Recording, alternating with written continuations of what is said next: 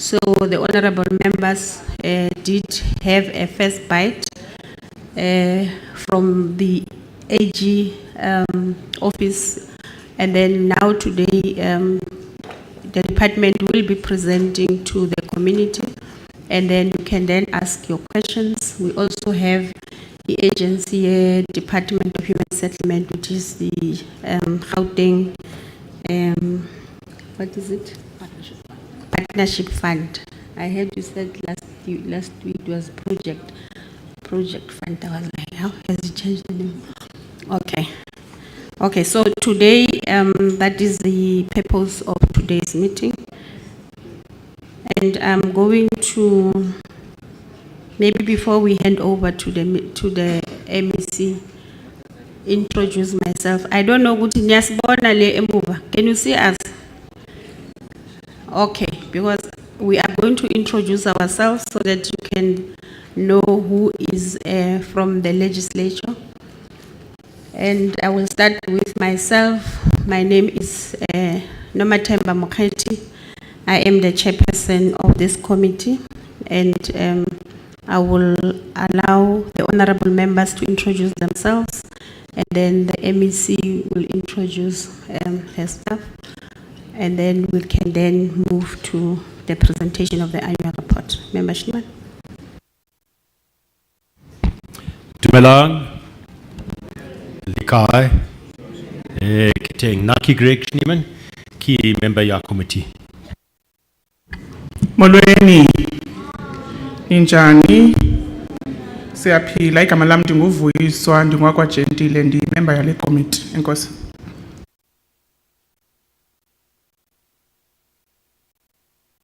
Good morning, I'm Bevan Suraj, a member of this committee. Good morning, Evan Duplessis, member of the committee. Dumelang, Lekai, Lebitso ke Bafana wa Mahlabe ke member ya committee. Sanibonani, ninjani? Igama lami nguNomthandazo wakaMiso. Sanibonani. I'm Alan Fuchs. I'm an alternate member of the Human Settlements Committee.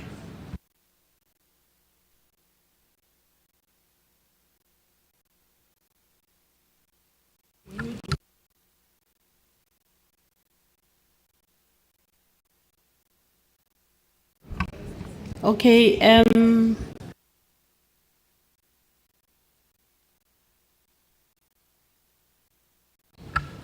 this is okay. Jackie, where are you? Can you please allow the support staff to introduce themselves, and then we'll hand over to the MEC. Thanks.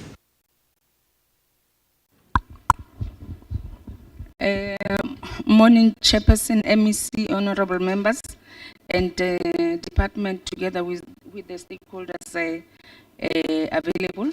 My name is Jackie Muteki. I'm the committee support for the committee. I do have our committee researcher, Asanele, our communication officer, Zanele, we do have Njabulo, our committee administrator, and the recorders that are here for the portfolio committee, together with Sisrefilo, who is the PPP officer who invited you today. Thank you so much.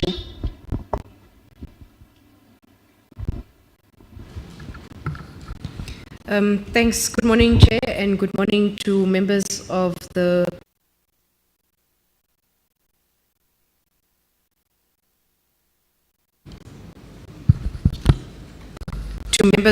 Portfolio Committee and to the stakeholders here. My name is Tesni Mutara. I'm the MEC for the Department of Human Settlements. Chair, I'm here with the HOD as well and all the senior executive of staff from the Department of Human Settlements, including the CFO, DDGs, regional heads, and the support staff from my office, the Chief Director for Beneficiary Management and the team from Beneficiary Management. I'm also here with the CEO of GPF, the Gauteng Partnership Fund, together with the senior management from the GPF as well. Thank you.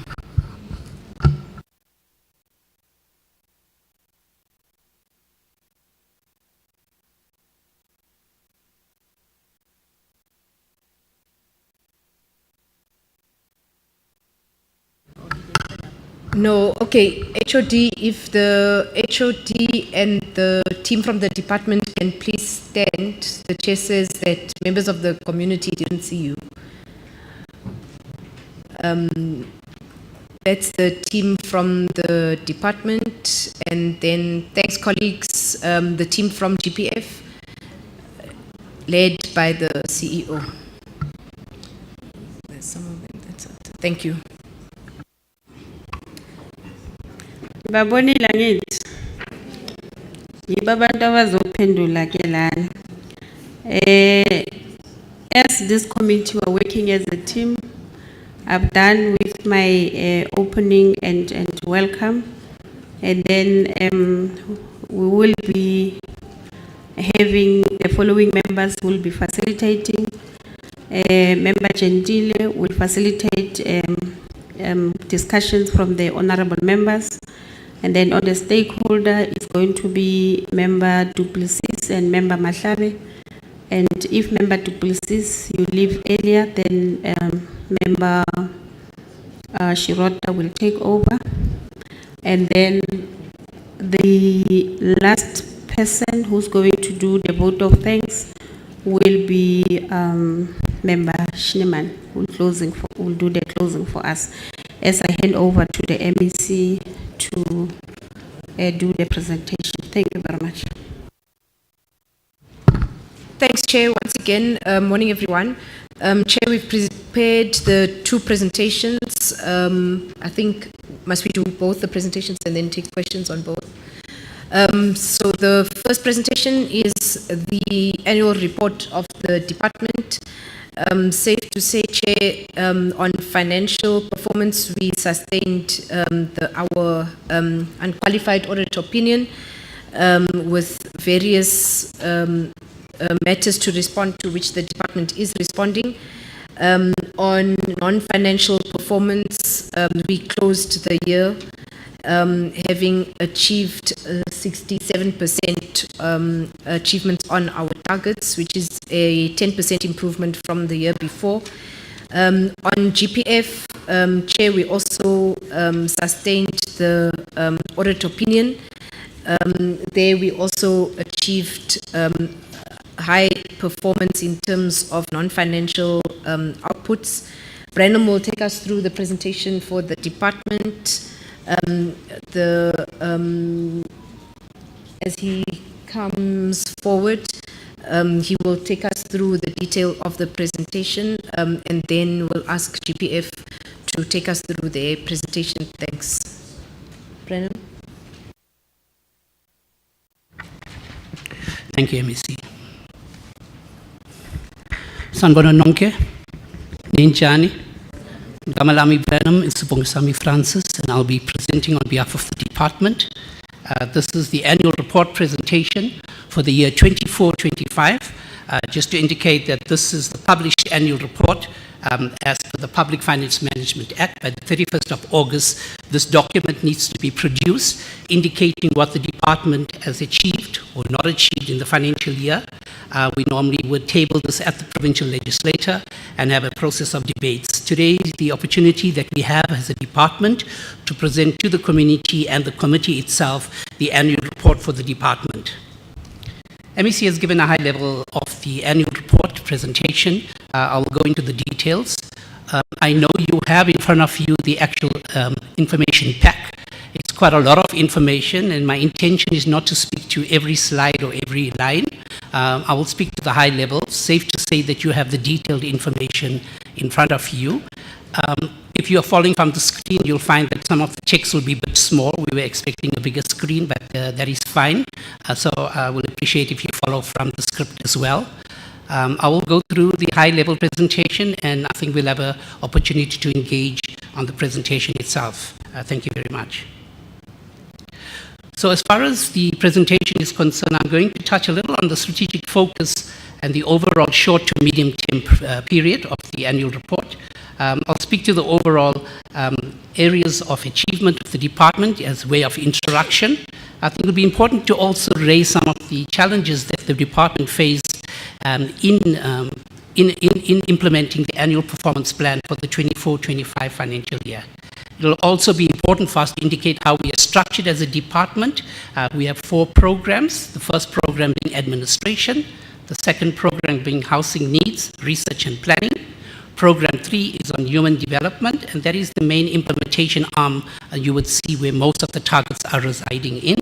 And then we have program 4, which deals with the housing assets and property management. You would find in that particular program, you'll see a lot of the information on the title deed that's coming out quite strongly.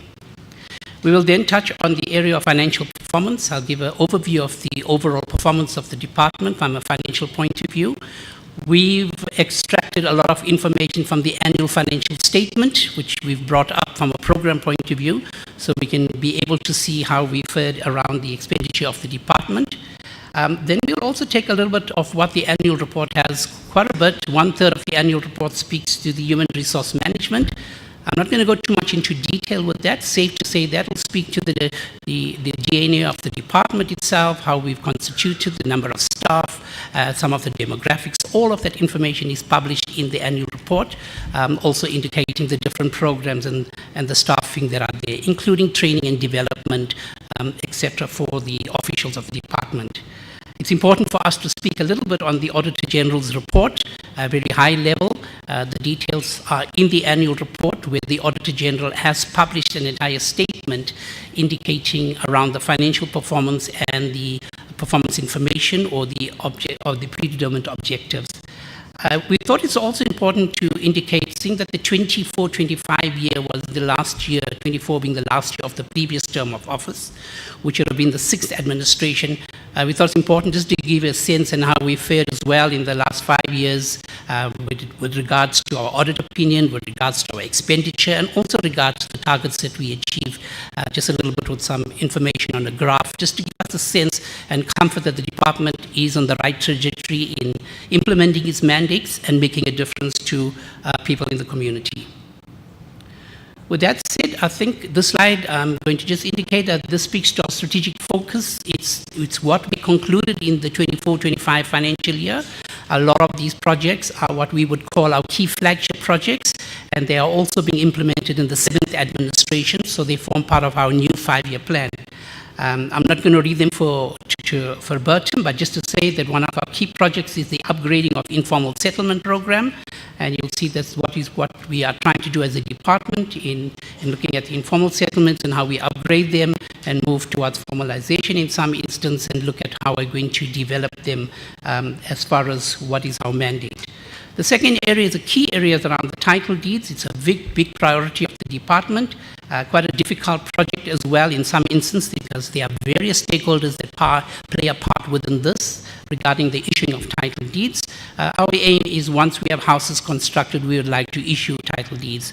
In instances where we have challenges around following certain acts, like the Spluma Acts, we've got to meet some criteria. So those are some of the challenges which you'll see that affected us in some areas where we have not achieved some of the titles. The next flagship project we have is the hostel redevelopment project. Program itself, the department owns 6 hostels that are linked to the provincial government. You know, there are many other hostels that are located to each municipality. Within the 6 hostels, we also indicate in the plan and in our report around what we've done around maintaining them and the work that we are doing in making sure that people have places that they can live, that they are happy, and it's also sustainable in a way. Then our next project, which is the Rapid Land Release Program, is a new program that we are implementing. It's we're the only province that's implementing it, so we are piloting this project. And if things go well, this can be emulated, but we're also doing a deep dive into look at some of the challenges we are having around the Rapid Land Release Program. And I think just to indicate a little on that project is that we want to be able to afford a piece of land for those who can build a house and can get the finance to do so, rather than depend on the RDP house or the walk-ups that the department is doing. So it's a different approach, so that you can have basically 3 or 4 different plans that you can choose from and build a house that you can call a home. The last one is a mega project, and this is the main project of the department, and this is the housing delivery project, where we're actually building the houses. You would see across the province there are many mega projects that are being built by the department. department. In the last 5 years, we have achieved over 35,000 houses built in the last term of office. Each year, we are looking at around about 6,000 to 7,000 houses that we build so that we can allocate to deserving beneficiaries. So the mega project, you'll see a lot of them in the communities around and around you, especially in the area where we are in Johannesburg, Tswana, Ekurhuleni, Midvaal area, and also we're looking at Tswana itself. So I thought it's important just to indicate to you that these are our flagship projects. So when I go to the targets, you'll see our targets are linked to these projects. So just high level, we've set our targets in the plan, and then we indicate what we have achieved, and if we have not achieved them, or if we have partially achieved them, we also indicate the reasons. So in the presentation you have in front of you, will have all of that details. So for instance, we set a target of 5,914 houses to be built in 24-25. We ended up building 7,237. So we have overachieved our target that we set. So that 7,237 houses built will be also linked to the amount of monies that we have, because the question will arise. Yes, we know that there's a huge backlog in the province. We know that a lot of people are waiting for houses since 1994. Why is government building these numbers? So you must just bear in mind that the number of houses that we'll have in our APP will be linked to amount of monies that we can spend for a single house. So in this instance, we've overachieved. We had to look out where we can transfer funds to build additional houses. We looked at the work that the developer and the contractor is doing. We managed them quite well, and we also asked them to go beyond the call of duty and also deliver for us more than what we have as far as what they can build. So hence, you would see that we've overachieved the target on that. If you're looking at some of the other areas, you would look at the installation of municipal engineering services, that is to get that particular house ready so that it can be inhabitable. And these are linked to the walk-ups, and you see we set a target of 6,921, and we achieved 7,111. Now that's also an overachievement of the target that we've done. Then if you're looking at some of the areas around the service sites, we normally have to deliver on the service sites. We found that we overachieved. The target we set was 233. We eventually had 474 of those service sites done. Then if you look at the department around the spending of its money, we managed to also spend our budgets, but we also managed to allocate the houses that we have built. So we would set a target that we would want 100% of the houses allocated that we have constructed. So we set a target, and basically we have achieved the number of houses that's supposed to have been delivered to the communities. So to give you a sense of it, we would be, when we build 6,000 to 7,000 houses, we will most probably be able to allocate at least more than 4,000 of them year on year. And I will show you a graph in the end that also speaks to some of those. So the idea is that, remember, you will be allocating a house this year that could have been built last year.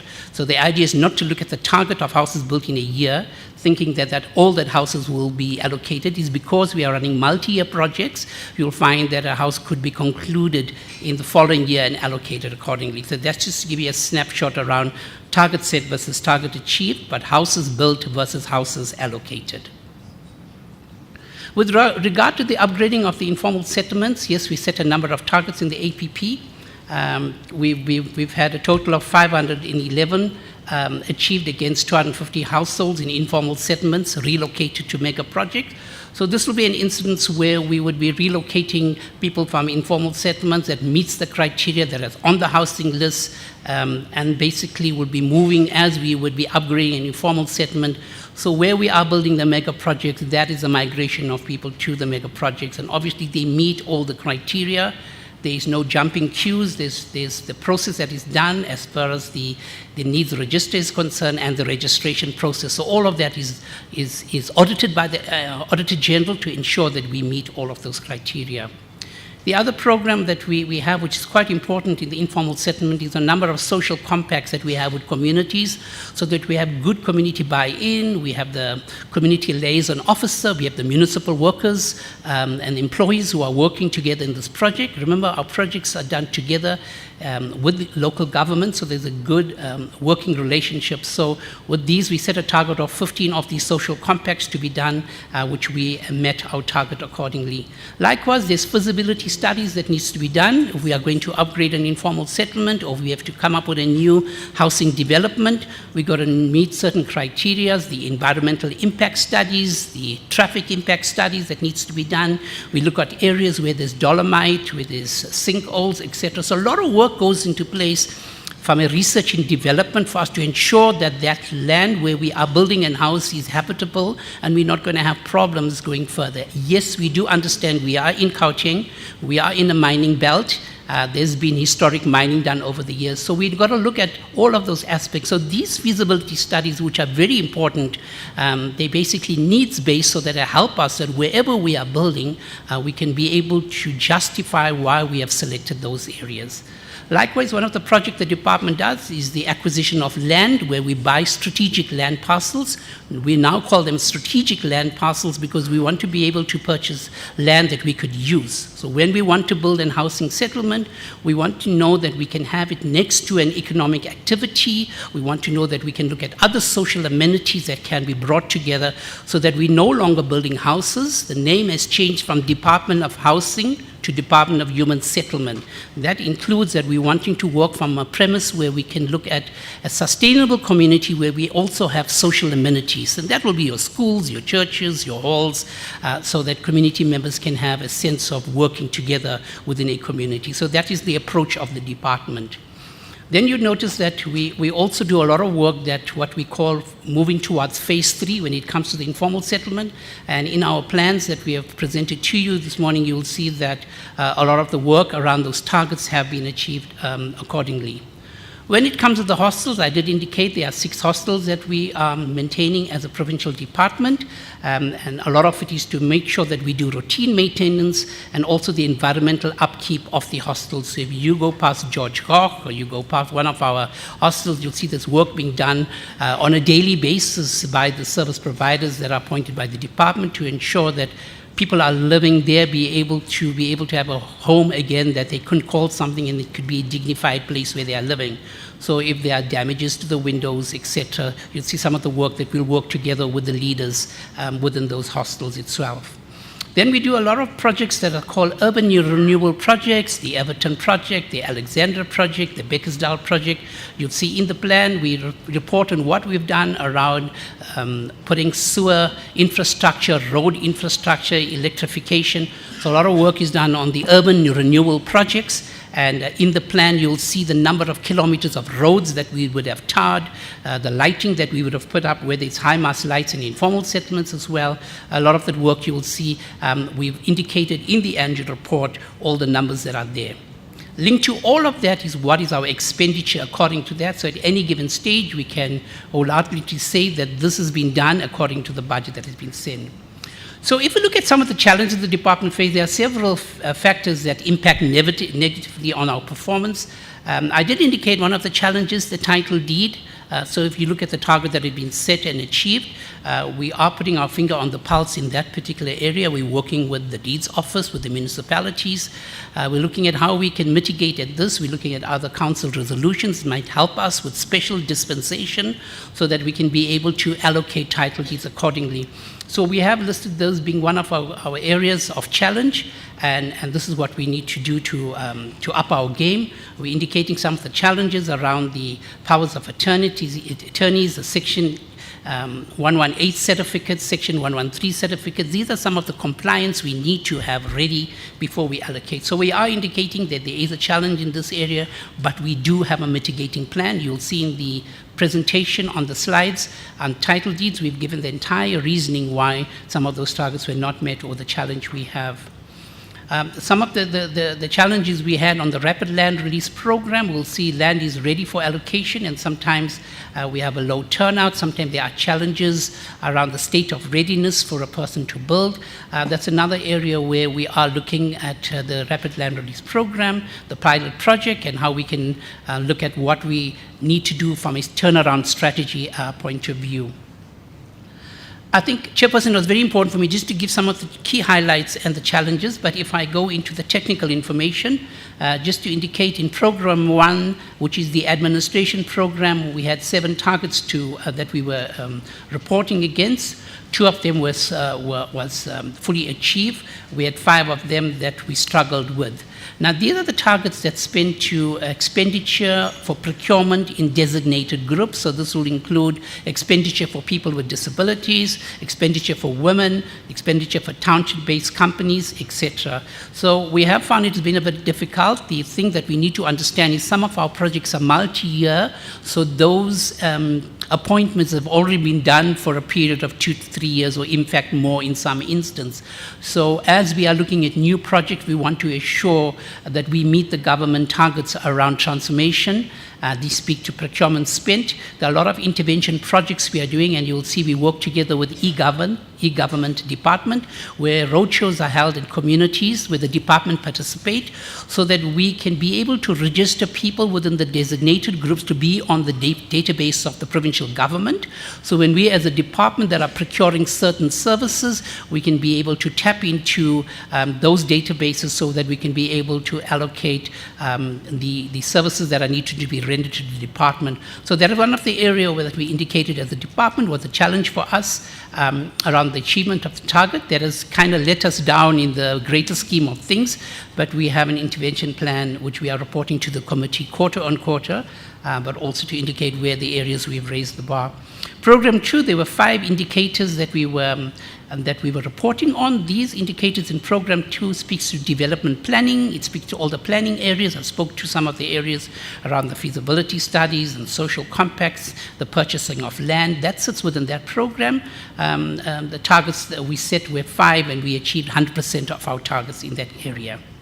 Program 3, which is the housing implementation, housing development. This is the crux of the work we do as a department. Maybe 70 to 80% of our budget is linked to this particular program. We set 16 targets and we achieved 13. That constitutes to 81% of those targets being achieved. 3 of them we are short of achieving. Where we indicate we have not achieved it, it's not necessarily we did not achieve anything. We will indicate to you there are numbers that are there. So there has been performance in those areas, but not to a point of view where we can say we totally met the target. But we want to indicate that they are not indicating as targets not achieved, but targets where work has been done as well. Program 4 being the area of housing development and title deeds, as indicated to you, we set a target of 6, we achieved 3, which are 50%. So we ended off the financial year setting 34 targets. Out of them, 23 were fully achieved, which took us to 68%. In fact, it's around about just 68 to around about 69% if you look at the finer details, but we've actually improved on year. And I'm going to share with you how we've fared over the previous 5 years so you can see where we are moving in the trajectory of moving towards the 75 to 80% targets achieved in this new term of office. So basically, this is just a schematic representation of the targets achieved. You can see where we have set the planned targets. The green will indicate targets achieved, and the red will indicate where the targets have not been achieved. So that just basically summarizes in the graph form from Program 1 to Program 4, and indicating the numbers so we can be able to do an assessment of the areas where we are doing well and the areas where we need to improve. So the pie graph on my right-hand side will indicate 68% of the targets achieved versus 32 not achieved. Now, within that 32% not achieved, remember some of them will be partially achieved, meaning that we are over 55 to 60% of targets being achieved in that category. So if you looked at the previous financial year, it's important for us to do a comparison between 23-24 financial year. In the 23-24 financial year, we only achieved 58%. So you can see, as MEC indicated, quite close to 10% that we've improved in the year 24-25. This particular graph also just indicates to us the past performance of the department, as I said, in the last 5 years. You can see in 24-25, we are moving the dial. We are moving closer to the 70-80% targets achieved.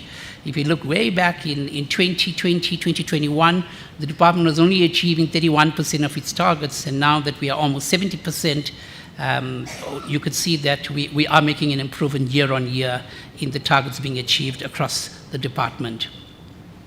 So I'm not going to go into detail, but these slides will basically indicate to you, as you can see it in your presentation brochure, that these are targets that were fully achieved. What you would see in the bold print is we indicate what was the target set and what was achieved.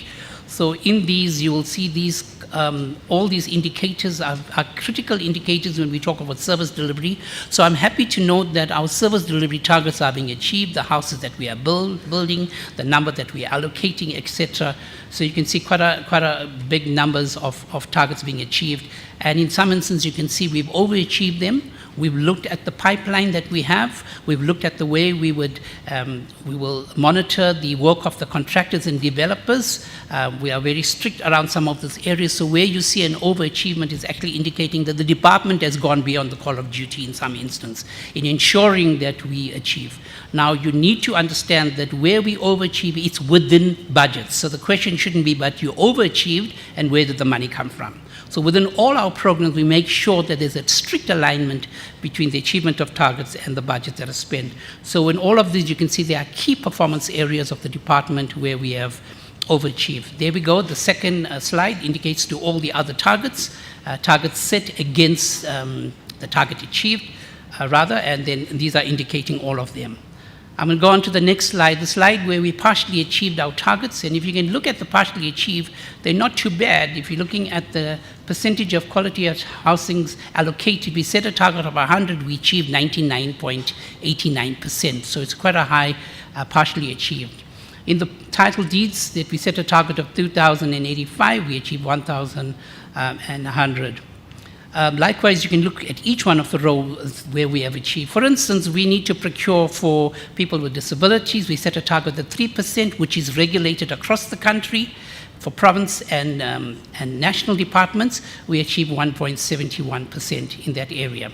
So those are areas I spoke to that we have recognized as areas for development and improvement, which we have action plans. And these are the targets that were not achieved. Obviously, the targets you see primarily are the administration targets. I wouldn't say that they are linked totally to the service delivery as far as construction is concerned, but they are your procurement spend targets that we needed to achieve. It was important for us to just give a slide to indicate that these are the number of sites and units that we have built. So I spoke about the 7,000 houses we built. So this slide just indicates to you where are these houses that are built across the 5 regions or the corridors of the province.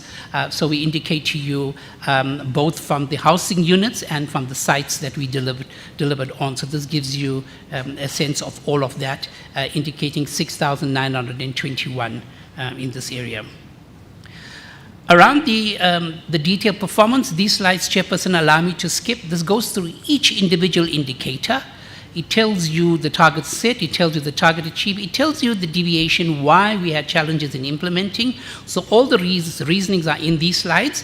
And also what's important for us to give a sense of comfort to the committee and to citizens that we do have remedial actions. We are not sitting back and raising our hands in the air and saying, you know, all is lost, we can't do anything. We want to be progressive in the way we do our work. So we are indicating that these are some of the remedial actions, and this is what you can judge us on as we continue within the 5-year mandate of the 7th administration. So these slides all speak to all of those indicators, those 33 that I spoke to, and it gives you the details. If you're following through on your packs, we will go through the financial performance. This basically indicates to us what was the allocated budgets we had and how did we perform. So for the period under review, the department spent 5.3 billion of the budget allocation. We were given 5.6 billion, we spent 5.3 billion. So you can see, if you look at that from a percentage point of view, the department has spent 95% of its budget, okay? There's always an area of under expenditure, over expenditure, a 5% margin that the auditor and the provincial and national treasury looks at. We are within those areas, and we have actually spent 95% of the total budget, 5.3 billion. So the fundings that were given to us, so if you constitute the amount of monies we didn't spend, so we give a little summary there. In some instances, what we have done, we don't want to lose the monies that are unspent, so we apply to the Treasury and we say we want to roll over these funds because work is being done on ground. We need to make payment. It might not conclude on the 31st of March, so they could become accruals or they are going to be rolled over. We got to manage that very carefully as a department because we got to indicate to the committee that we are not taking too much of the new budget into spending and accruals. So a lot of work is done into this where we basically look at permutations and we want to look at the amount of monies that we spend in the new financial year. So ideally, you wouldn't want to have accruals. Ideally, you wouldn't want to have rollovers. But I guess we operate in a system where sometimes these eventualities beyond our control does come into fore, and we got to find a way how we manage them accordingly. So what we are saying that we receive our budgets from the national government, the National Department of Human Settlement. They are responsible to give us these 5 billions that we are talking about. So there are 2 grants that we operate from, and we're also accountable to National Parliament around those grants and whether we spend or do not spend. The idea is if you do not spend, it goes to somewhere else, to another province, and we don't want to lose money. So as a department, we have taken a conscious decision that we're going to manage our funding and make sure that we should actually be getting from other provinces rather than the other way around. So it's a lot of money that you're looking at that needs to be spent within the parameters of the law. And so I think we are in the right direction around the expenditure of our funding accordingly. Then we also do get funding from the National Department that deals with expanded public works. You'll see we had an amount of 5 million that came in. Just to indicate in this report, the 2 targets for skilled and unskilled laborers when the contractor is basically doing a development. We got to look at local labor. We got to look at SMMEs also in the designated group. This is the funding that the National Department will give to us so that we can be able to have a program linked to the expanded public works program. We meet those targets. We already in this financial year are overachieving on both those targets for the first and second quarter. Where we are at the moment, we are almost completing this financial year in spending the full amount as well. So it's important for us to indicate where our funding comes from, who we are accountable for, and we have to make sure that monies are spent and service delivery is happening on the ground. Basically, this slide just speaks to the voted funds, what we would get from the provincial treasury, what we will get from the National Department of Human Settlements, also the other grants that we will get like EPWP. So I've done a tally for you to indicate where we have spent the money, the percentage, and it adds up right up to 95%. So if you're looking at the informal settlement upgrade partnership fund that we receive, we spend 100% of that money ensuring that we upgrade informal settlements in our province. If you look at the EPWP program, we spend 100% of that allocation. The others are quite close to around 85 to 96% being spent. Chairperson, the next slide speaks to the 4 different programs that I've alluded to earlier on. So it unpacks your program 1 to program 4 and basically also tallies up the expenditure and also indicates where we had the challenge of not spending in some areas and what we have done subsequently around that area. This slide speaks to unpacking some of the other expenses. Now, one of the $1 million question, we are at Gold Reef City, so it could be $1 million question. One of the questions you will ask me is that you've achieved 70% of your targets and you spend 95% of your monies. How do you account for that? Very good question. Thank you for asking me that question. What I'm going to do is to explain that you would find in your annual performance plan, you might not have targets for everything we do in the department. So where we're paying salaries, we have close to 700 staff members, you won't see an APP target speaking to compensation budget. We have operational costs that are happening in the department. We have regional offices where we have security services, cleaning services, etc. So there are a lot of operational costs that are spent in the department.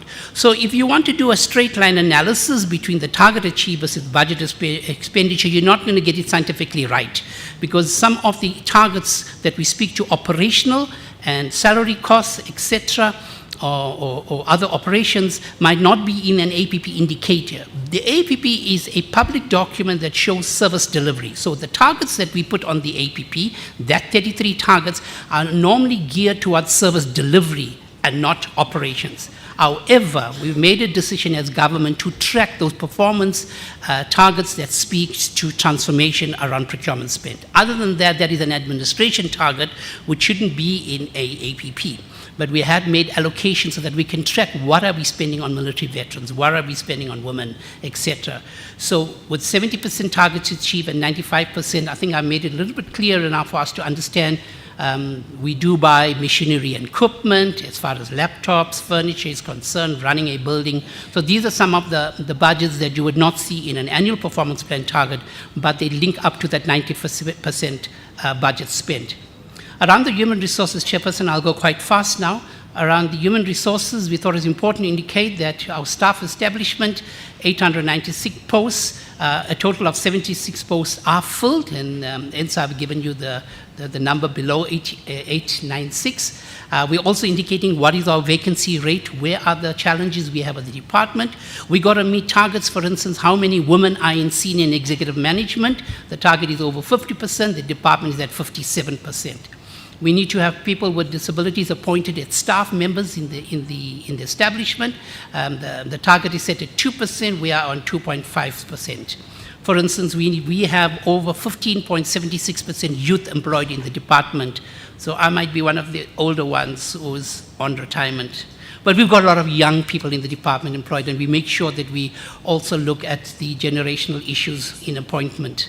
Around workforce planning, it's important to also indicate that the areas of looking at the capacity of the department to deliver, we're saying yes, and our work that we are doing is in the built environment, so we have engineers appointed, town planners, quantity surveys, architects, a lot of people who are professionals in this area that are appointed in the department.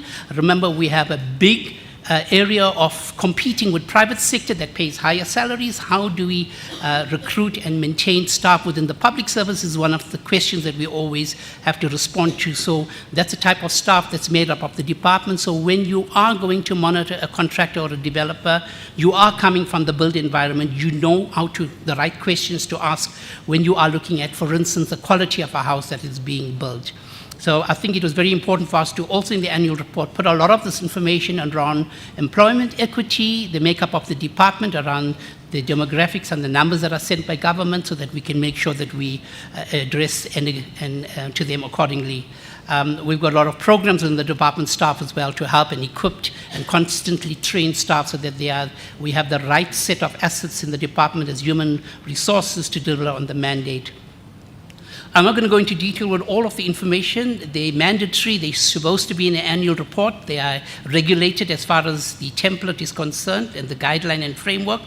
Just to indicate to the public this morning that we've adhered to all of that needs to be within those areas. Some of the challenges in human resource management, we also speak to retaining of staff, etc., and how do we keep the skills scarce and scarce skills within the department. This is what the slide speaks to around that area. So we've also indicated what are the key focus areas around that area. I think we're moving towards the Auditor General's report. Now, what is very important to note that, as I indicated to you, this is the annual report. The annual report has three parts. It's got the performance and the financial information. It has the annual financial statement, which speaks to the budgets of the department, and the third part speaks to human resources. So that's basically the route I've taken in the presentation. So to move towards the concluding on the presentation around the Auditor General report, we want to indicate that the department has sustained an unqualified audit opinion for the 24-25 financial year. This is basically speaking to the AG. The Auditor General has come, looked at all our targets, looked at what we've implemented, looked at our budgets, looked at the find, and everything that is published in this book has went through the eye of the Auditor General. So they looked at every portfolio of evidence. So if I said I built 6,900 houses, they wanted all the evidence that 6,900 houses built. In some instances, they go on site to go and view and have a look that they can see, feel, and touch that house is actually there. So this is why this becomes a public legal document, because it is went through the eye of the needle, as we would say. So some of the issues that we had, we've indicated in the annual report, the areas where the Auditor General had challenges, where we need to raise the bar. We've also speak to the Housing Fund, which is a trading entity of the department. We've also indicated the challenges we had there and what are we doing to up our game in the new financial year. So we've added some of the challenges that we've had as a department regarding the annual report preparation and some of the issues, but we've also indicated we have a turnaround strategy to ensure that we maintain the clean audit going forward. Areas where we had challenges around certain Auditor General findings that we want to close them. We had a closeout meeting with the Auditor General and they've advised us on how we can raise the bar. MEC conducted an internal forum meeting with the departmental executives so that we can have a good plan in mitigating against the findings so that we do not have repeat findings. So as a department, we've done a lot of work since the AG has given us the report to ensure that whatever we record is above board. I did indicate that we did give you a sense of the last 5 years and how we fared as a department. You can see that the upward growth movement of our targets being achieved, starting in the earlier years of 31%, moving up to 67%. We believe as a department, we've had a turnaround strategy in the 6th administration. We are seeing the fruits of the implementation of the turnaround strategy, but I think in the 7th administration and the leadership we have, we are also now moving forward in raising the bar. It was also important to indicate over the years how we spent the budget. You'll see the budget spent over the years. We want to be way over 95% in expenditure, so we've given the data accordingly. Around the auditor opinion from 2024-2025, you'll see in the earlier years we weren't doing very well as a department. The department was being qualified from 2019 to 2021. 2022-23, we turned around and we started moving towards the unqualified clean audit. So we've sustained them for the past 3 years and we want to do likewise going into the 25-26 audit period. Then I think it's also important to close the presentation on, we are in the 25-26 financial year. We have concluded 2 quarters. Whether we are moving in the right trajectory is important. So where we find in the previous financial year, we set a target of 44% for the of 55% in the first quarter. What we achieved 24-25 in this financial year, we moved up to 62% in quarter 1. Last year, quarter 2, we only achieved 44% of the targets in quarter 2. This year, we concluded quarter 2 now, and now we're already on 72.7%. So you can see quarter on quarter, year on year, the department is moving in the right direction as far as achieving targets. In the third quarter of last year, 24-25, we are at the third quarter of 46. We are going to far exceed those in the third and fourth quarter. So where we have finished the financial year on 67.6% in the 24-25 financial year, we are actually wanting to set our targets moving into the mid 70% targets being achieved for the 25-26 financial year. Chairperson, I'll end my presentation there. Thank you very much. Thank you so much, Mr. Francis, for that comprehensive presentation on the work that the department has done in the financial year 2024-2025. To you, MEC, can I kindly request that we then get the presentation from the Gauteng Partnership Fund? Thanks.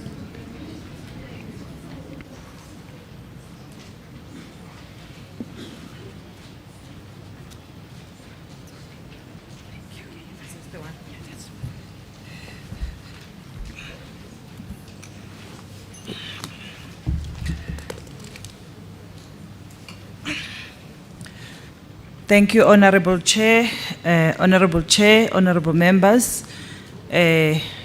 Sanbingelela Batabadala, igama lami nguLindiwe Kwele, CEO yase Gauteng Partnership Fund. Nathi, as Uzakwethu has indicated, sinayo annual report ekhona lapha ezo-circulator, and I think it's already packed in your packs. So please feel free to engage with our report extensively. Yona egnigi perspective of who we are and what we do as an entity. So ukuthi ngithi qaphu nje ukuthi what we do as an entity. The entity ye Gauteng Department of Human Settlement. Si entrusted with the responsibility ye project lending. So all the aspiring property developers, GPF is an entity enisizayo ngokunxhasa ngeimali, those that are interested in building student accommodation, affordable rental, social housing. Thina si entity esiza all the aspiring property developers. And then over and above that, we also work, execute and implement our project on behalf of the department. Njoba kade ngishilo ukuthi we are part of an entity, a reporter ku shareholder yetu, MEC, njoba nimbona lana. So sometimes again, nathi siya implement our projects on their behalf, including we upgrade of informal settlement, si roll out alternative sanitation, siphinde futhi sithenge some of our land parcels on behalf of the department kanye nokusiza futhi kuma mega project. So manje ke I'm gonna move into the annual report nama result ukuthi senze kanjani njenge entity ye department. So njoba nazi ukuthi every time when mase kuphela unyaka uauditor general uyeza ke azobheka ukuthi enimali esinikiwe whether we si handlisha ngendlela right, whether ayikho imkhonyonyo yenzakalayo nanokuthi izinto esithi si achievile na. Ufikile ku auditor general wa check amabhuku ethu and si GPF siyajabula siqhaza ukuthi auditor general ukwazi ukuthi asinike i-clean audit okusho ukuthi yonke into ihamba ngobunina si GPF. So sizoqhubeka ke simisele ukuthi njalo zonke imali esinazo sikwazi ukuthi siyisebenzise for the intended purpose. Njoba ngishilo ukuthi we received a clean audit, it means unqualified audit without any material misstatements. So siyabonga kakhulu ngalokho. On the finance, into ebalekile siyama entities kahulumeni kubalekile ukuthi imali esi entrustwe zona siphathe ngendlela ekhombisa ukuba diligent, sibe ama diligent stewards. So njoba siyajabula futhi si GPF ukusho ukuthi there were no fruitless or wasteful expenditure that were incurred kulonyaka uauditor general a check amabhuku ethu. Sibe if ubuka ke kuma irregular expenditure bekhona ngo 2024 kwaku 7.6 million, but ke la kulonyaka kube u55,000 okukusho ukuthi ngempela sekunama adequate controls a mitigator ukuthi kungabe khona izinto ezenzakalayo engahlangene engekho emthethweni. Then sibe ne surplus ka 64.7 million. Then sathola imali ngo 8.1 million esithole from ama project management services against the target of 32 million. Lokho ku delay so ukuthi gazette ayikwazanga ukuthi itholakale ngesikhathi kwagcina ku impactor on our bottom line, which is our target for unyaka. Then we spent 94 million owenza 96% of a final adjusted budget.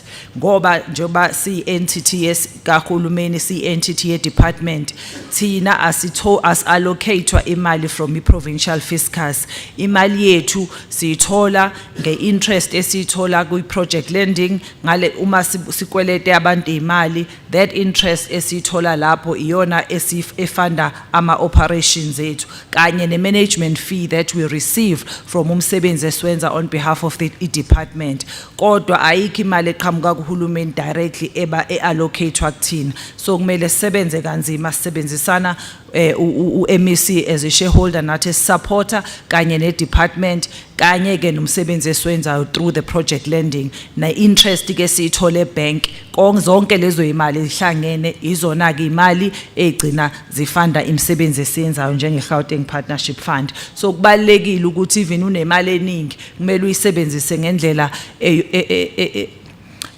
la diligently ukuze wenze sure ukuthi imali ayimosheki, ngoba kumele sikwazi ukuthi even nakusasa mekukhona abadinga usizo lwezimali siyakwazi ukuthi sibasize. Then into ebalekile as an entity kahulumeni sithatha osomabhizinisi abancane very seriously. Into ebalekile siyazi ukuthi cash flow it's something that is very important in terms of business support. So thina si GPF into ebalekile no MEC make sure ukuthi sonke ne department nathi kubalekile ukuthi sikhokhele osomabhizinisi abancane ngesikhathi. So siyayigqaja ke ukusho ukuthi bonke ama service providers si GPF sibakhokhela wo akekho nje umuntu ongakhokhelwanga ngesikhathi, sibakhokhela between 15 to 30 days ngaphandle nje kokunanaza, njalo sihlale sikhokha on time. And into ebalekile leyo ukuxhasa osomabhizinisi abafufusayo.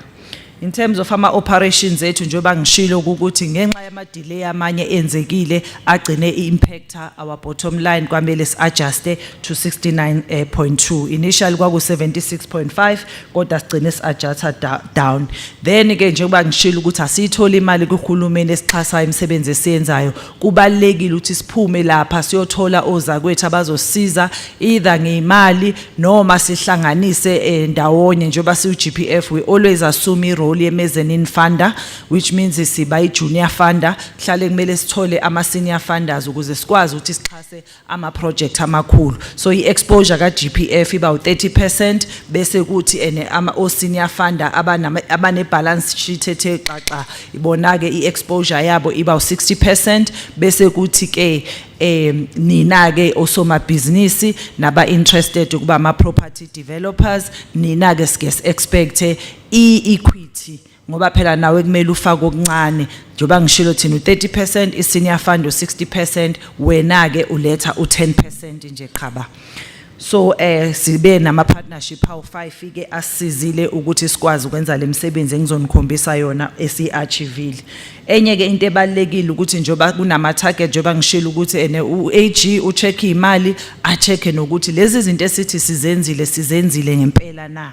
Njoba ke kuma operations kubalekile ukuthi sichaze njenge GPF ukuthi kunyaka bekumele si deliver ama units awu 336 a deliver imbhede u422 and siyajabula ukusho ukuthi si GPF sikwazile ukuthi si exceed lama target sa achieve ama units awu 485 asinike imbhede u480.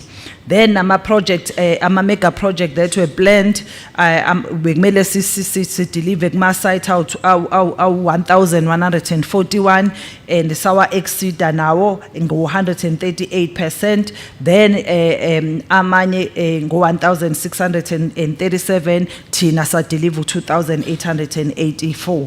Then into ebalekile si uhulumeni si agents kahulumeni kubalekile ukuthi nathi sixhase ama initiatives enziwa ama NGOs esinawo. So si GPF nathi sesinayo corporate social responsibility njalo ngonyaka sike sibeka imali njengo 100,000 exhasa idingo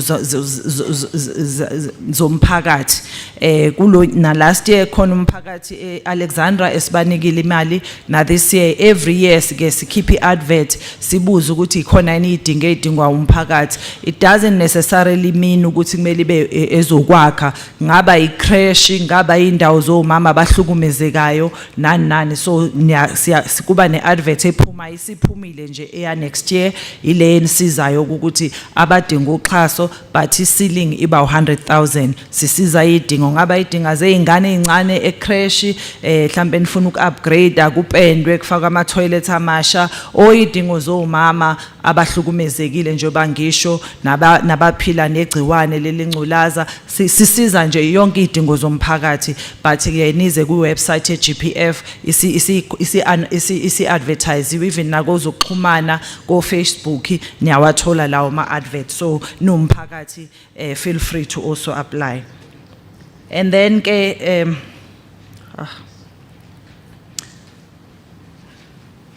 njoba uzakwethu kade ekhombisile ukuthi over a period ka 5 years iperformance kumele ni track over that period niyabona ukuthi siyazama ukuthi sinyukele. Obviously we took a deep because of lama issues ekade sengiwashilo kunina but as we are still confident ukuthi we'll turn the corner and retain our high performance culture as an organization. Njoba ngishilo ukuthi kuningi esiqhayisa ngakho si GPF esikachievile kulonyaka ngoba into ebalekile ukuthi nikwazi ukuthi nithinte nibone imisebenzi esiyenzayo. Njoba ngishilo ukuthi imali asiyitholi kuhulumeni kubalekile ukuthi sisebenzisane nabanye osozimali namanye ama organization abolekisana nezimali and egcineni imisebenzi esiyenza njoba ngishilo ukuthi exposure ka GPF u30% u60% omunye uqhamuka kosakwethu ababizwa ngama senior funders. Kulonyaka ke sikwazile ukuthi si raise 400 million esu GPF through lama partnership engwashilo. Then ke kwi rental accommodation njoba ngishilo ukuthi sine social housing kube affordable rental bese kuba ne student accommodation Uyiloni ke disperswe kwi rental si exceedile ngoba ngonyaka bekumele siboleke u22 million sakwazi ukuthi siboleke u32.9 million. Then number of ama rental unit achieve kulonyaka bekumele achieve u298 sakwazi ukuthi si achieve u299. Nembhede ke ekwazile ukuthi deliver ngalama unit exceedwe ngo86 imbed. Then again nakuma programs eswenzayo on behalf of uzakwethu department so exceed ngo 2%. Into ebalekile njengoba ngishilo ukuthi kubalekile ukuthi yonke into esiyenzayo su GPF njalo siyakwazi ukukhombisa ukuthi imiphakathi esebenzela kuyo ihlomule kanjani kulawo ma project. And that is very important. So lama project ke usuhulumeni kune target ebizwa ngo GOD ekhuluma ngabantu besifazane, ekhulume nge-youth intsha nabantu abakhubazekile. Kubalekile ukuthi ama business alabo bantu aya prioritizwa every quarter siya reporta lana kwi portfolio committee ukuthi senze kanjani ukusupporta ama business abantu besifazane, ama business e-youth nama business abantu abakhubazekile. Ngiyajabula ukusho ukuthi GPF sikwazile itarget ba u30% kodwa thina ke sikwazile ukuthi achieve 69.5% and which is 39.5% higher than the target. Okukhombisa khona ukuthi ngempela sizimisele yonke lemsebenzi esiyenzayo simisela ukuthi isize osoma business abafufusayo. So siyaziqhayisa kakhulu and sizoqhubeka njalo ukuthi yonke project esiyenzayo kumele kuhlomule abantu besifazane, kuhlomule intsha, kuhlomule abantu abakhubazekile. Then ke mase siwabuka ke lama project engiwashilo ukuthi si exceedile kuona abanye benu mhlambe bahlala kulezo indawo bazobona kune Grey Line Holding esesoshanguve eTshwane no isoshanguve is extension 10 student accommodation yona sibina isinike 42 units esinike 336 bed. Kube ne Devlin's Gardens no phase 1 no phase 2 and kulonyaka esikuona eDevlin's nayi la eseJoburg is student accommodation isinike 210 units as well.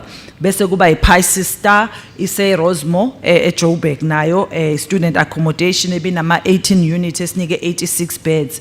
Bese kuba isikhosana eseKatlehong ekuruleni yona ke irental housing esinika ama unit awu 21. Neladleni Heights ekhona la eOkdini eJoburg yona isasinike 8 units but obviously bazoqhubeka kulonyaka. So in total ama project aqedwe Gauteng Partnership Fund kulonyaka we were able to ukuthi si produce ama units awu 336 with imbede of 422. Then asakhiwa esizowa deliver kulonyaka ke manje sikuona njoba ngishilo le Devland esiqedile biku phase 1 kuno phase 2 wayo iDevland ila eJoburg kulonyaka ke yona izosinika 285 units nedladle njoba ngishilo kulonyaka ophelile ibisinike 8 but kulonyaka izosinika 108.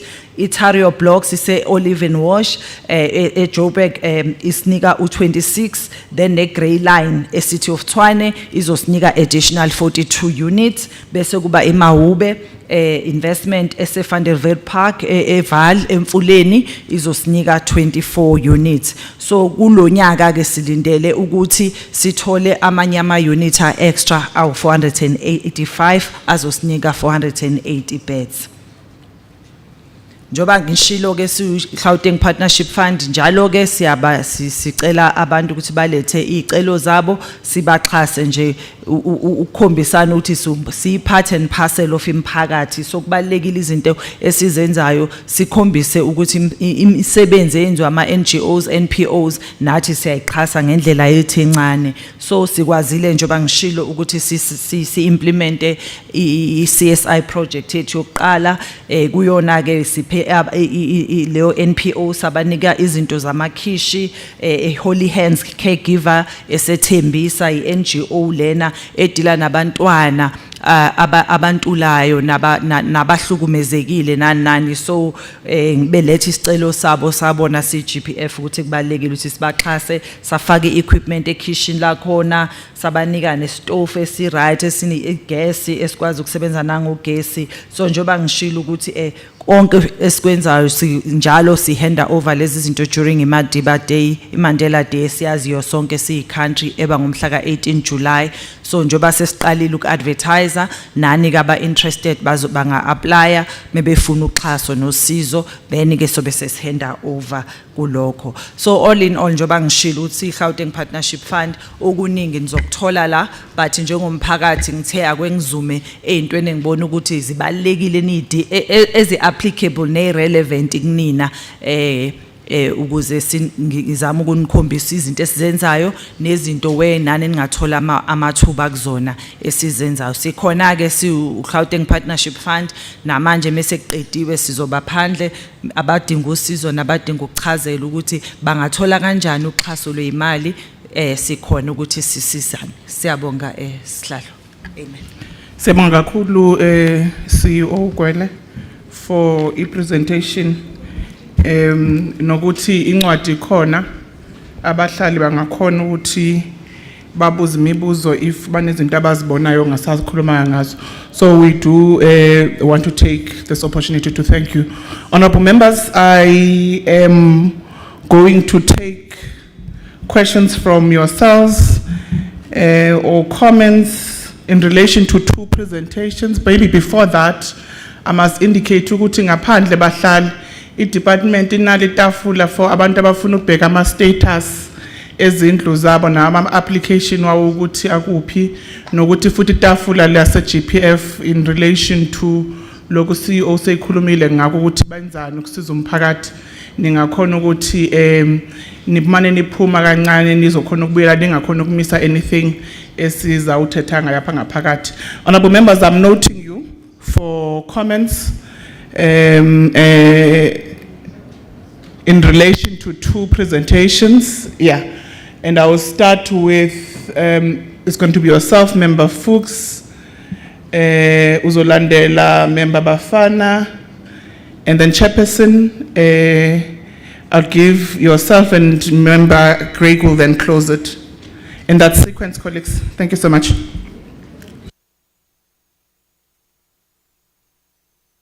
Chair, thank you very much.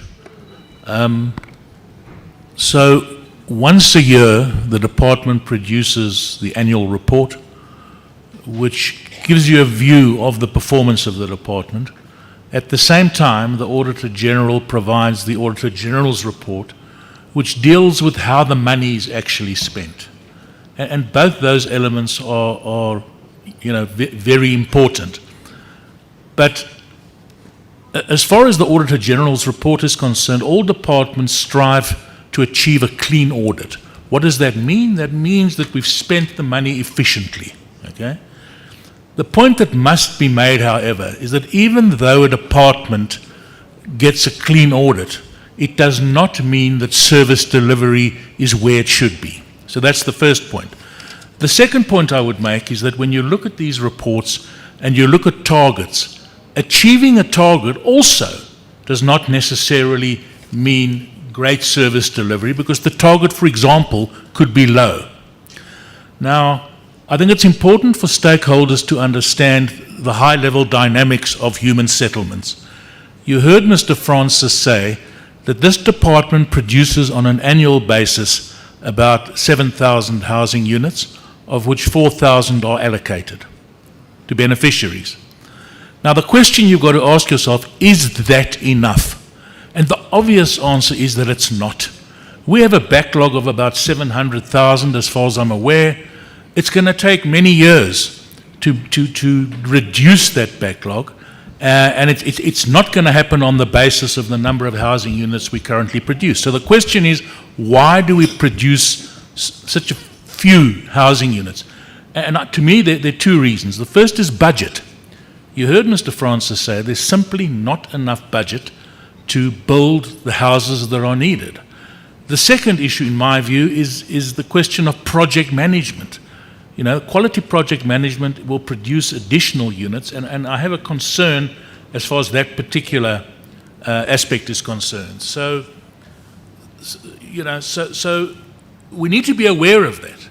We need to be aware that if you are a beneficiary waiting for a home, it could take many, many years, you know, and by the time we make good the backlog, most of us will be dead. So just be aware of that. The department deals with these issues on an ongoing basis. And when we talk about money, the fact that we've not been able to generate funds from the private sector to help us to build housing, more housing, is a problem. We are never going to succeed unless we bring the private sector on board. And thus far, there are lots of reasons why we haven't been able to do that, but that is something we need to talk about. Just getting back then to the Auditor General's report, in an interaction yesterday with the Auditor General, they indicated to us that there's no reason why human settlements should not achieve a clean audit. No reason. In fact, they indicated, and this is not to put pressure on you, HOD, but they indicated within 2 years they would expect this clean audit to be achieved. They suggest that the reason it's not been achieved up until now is a lack of oversight and a lack of accountability. So that's the challenge for you, HOD and CFO. The AG believes that in 2 years you can achieve a clean audit, so that's the challenge. Please let's see if that is possible. As far as GPF is concerned, I mean, the Auditor General's report is good, you know, which shows that they are managing the little bit of money they have well.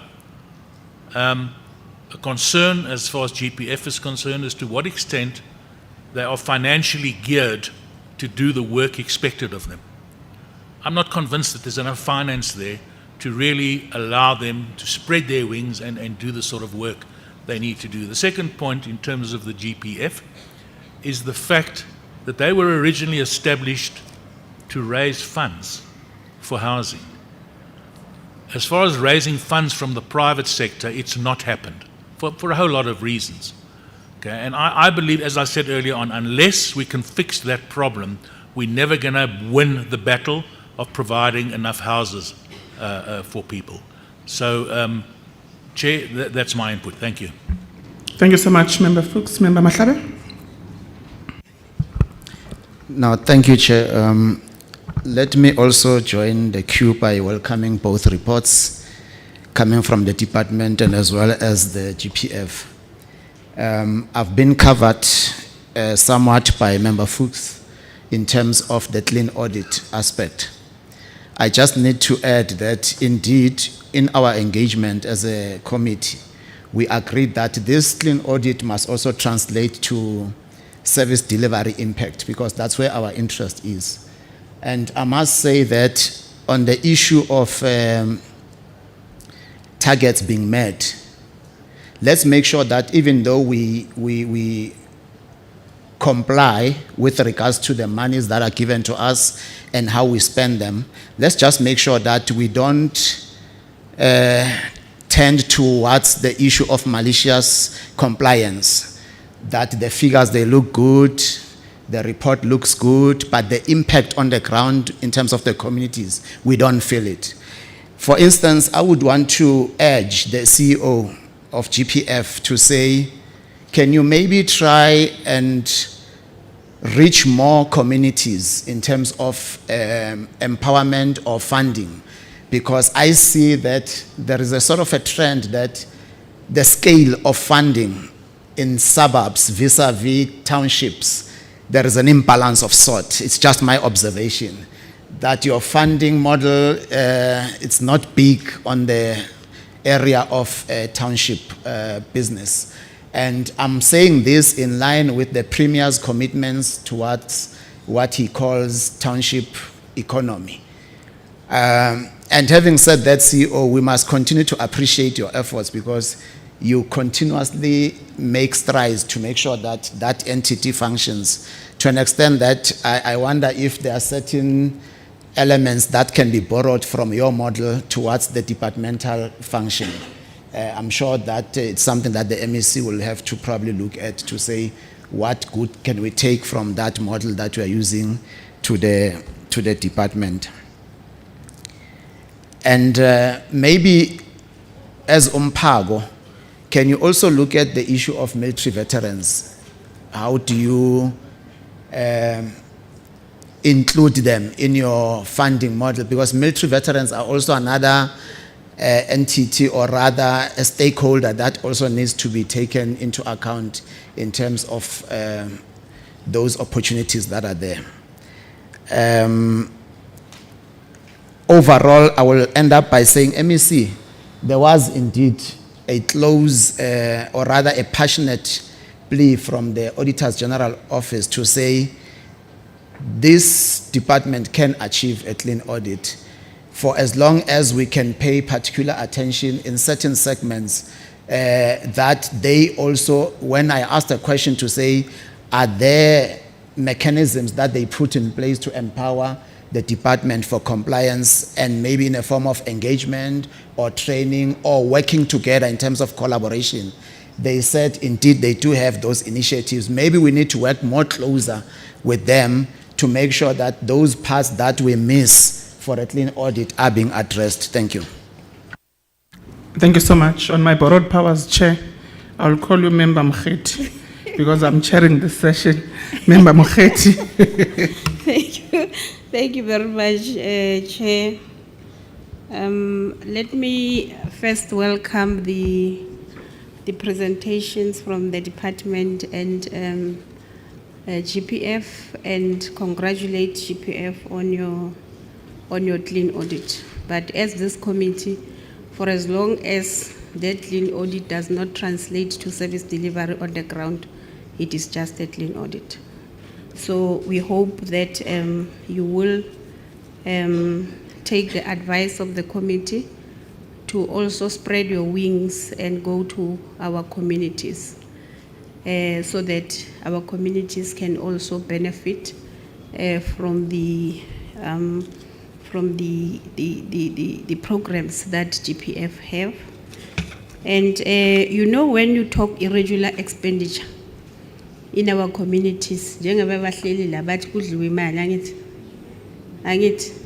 so it's not always ukuthi kudliwe imali.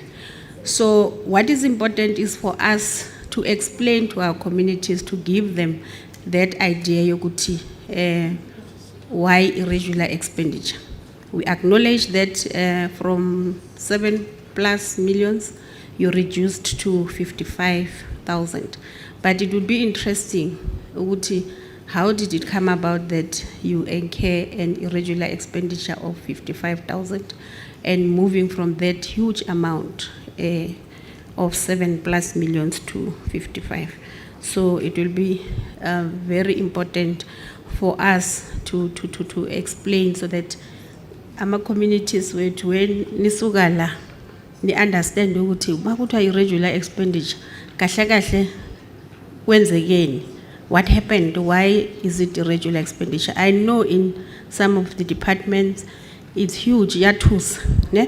But this department, the human settlement, at least we are saying, MEC, you are doing very well, and the a partnership fund. So on the department, MEC, as this committee, we are concerned about contract management and consequence management. Yes, we did receive a report from the AG that says there's a slight improvement. We really appreciate that. Uguti, you are really moving, but we hope to see you moving with speed, so that next year around this time we get a better report.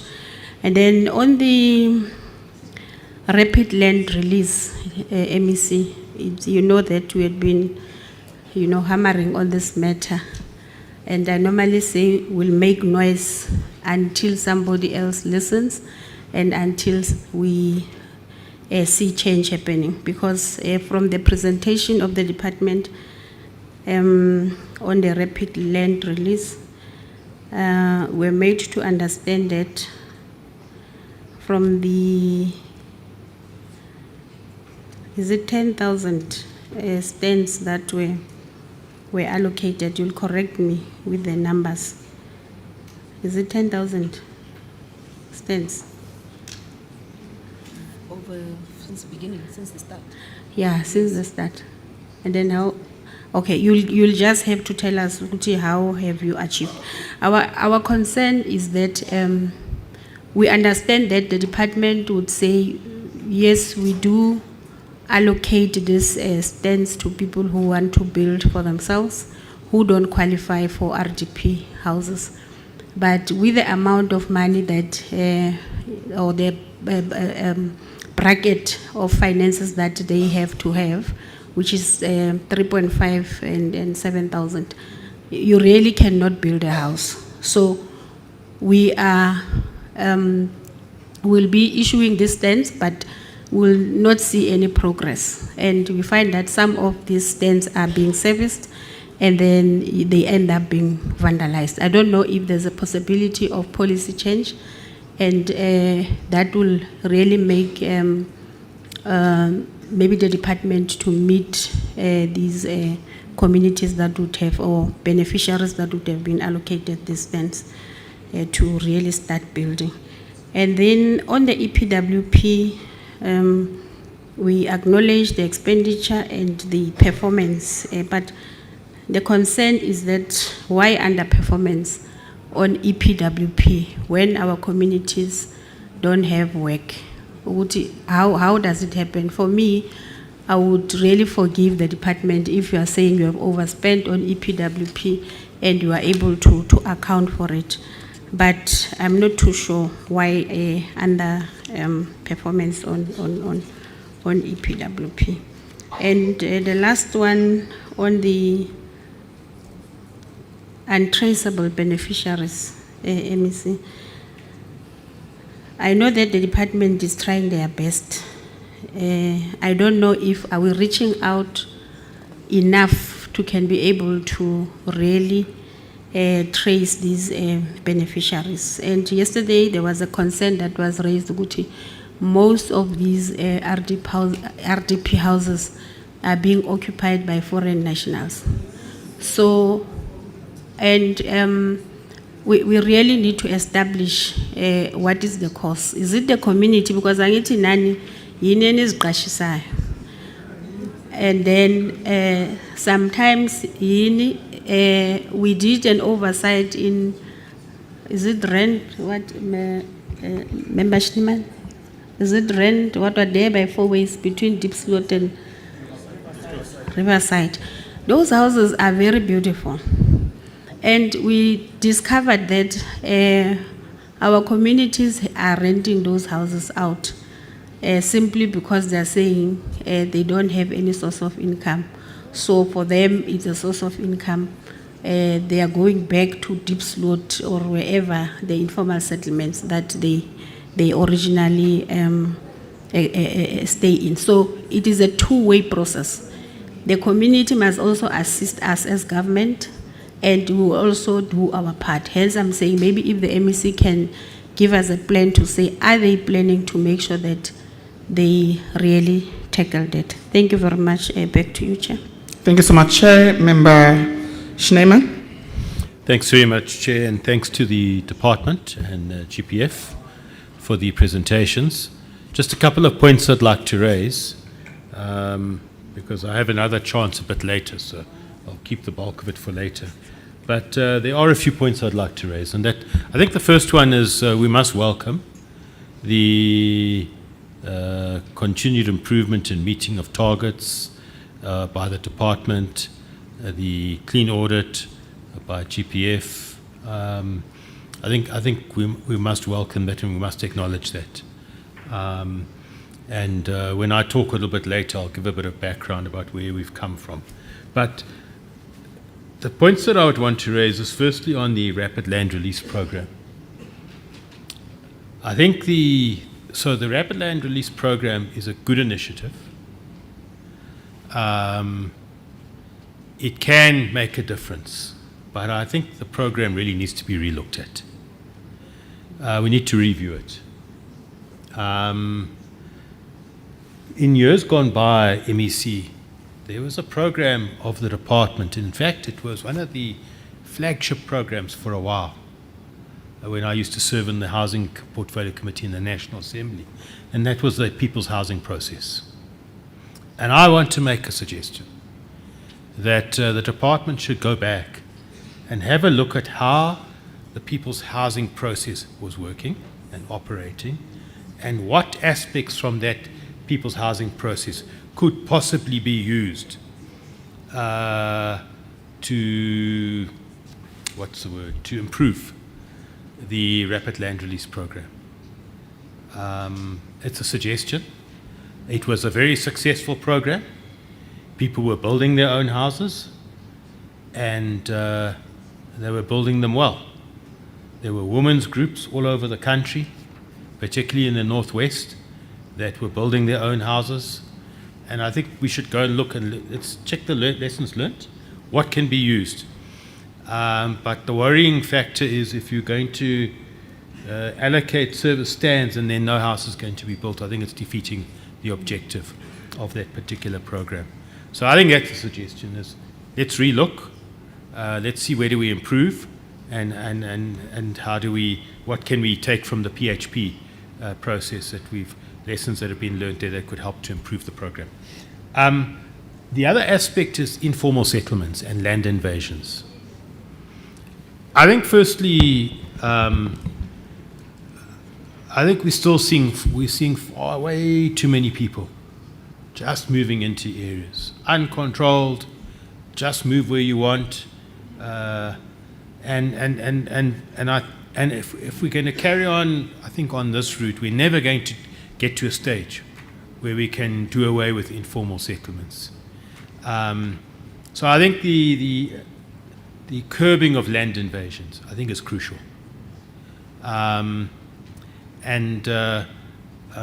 We might not be able to hear about it today, but I do think we, as a committee, we need to get a sense, what is the strategy throughout the province? How is the department working with municipalities to curb continued land invasions, moving on to property that somebody was never given permission to move on to be in the first place? Because when people move on to land that they've not been given permission, they then turn around and say to government, you must now give us services.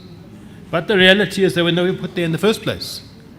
And it puts a huge strain on the resources of the department and municipalities. So I think that's a concern.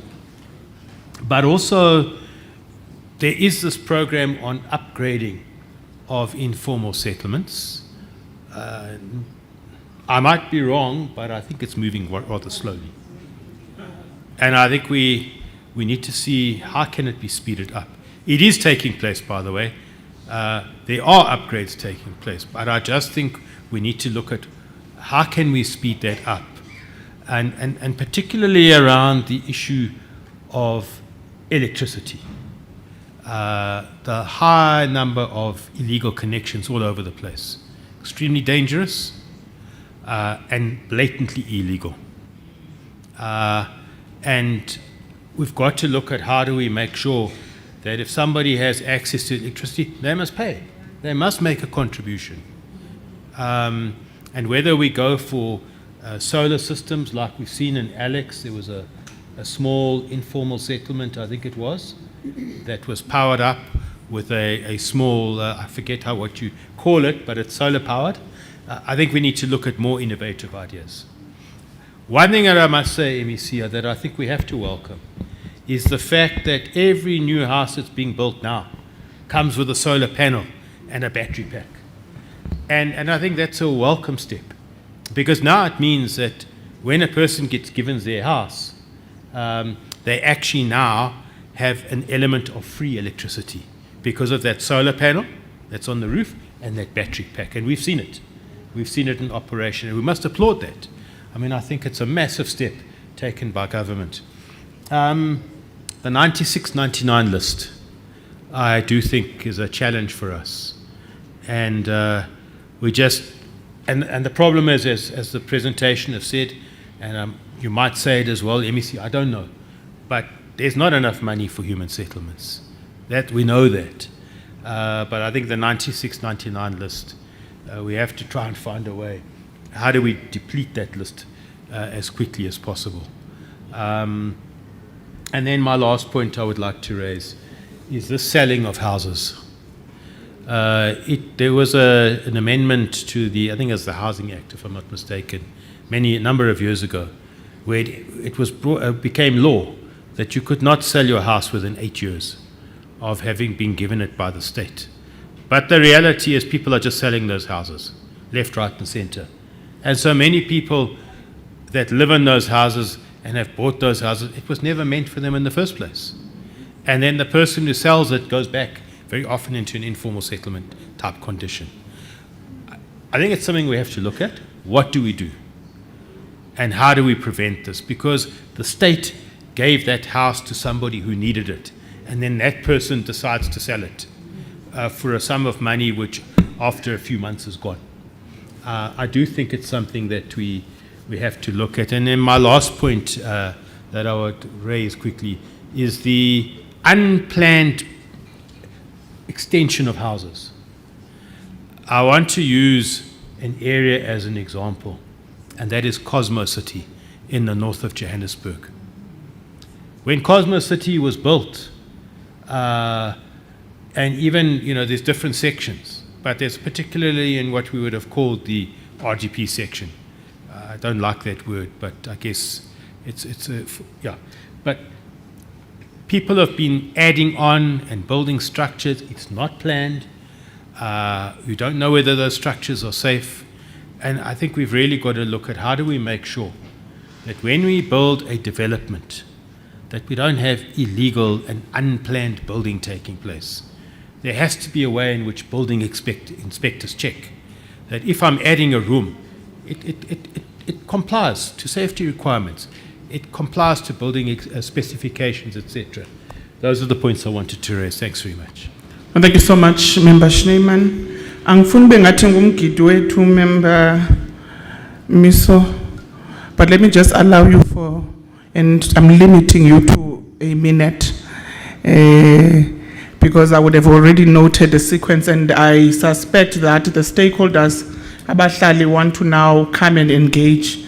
So let me allow you in 2 minutes.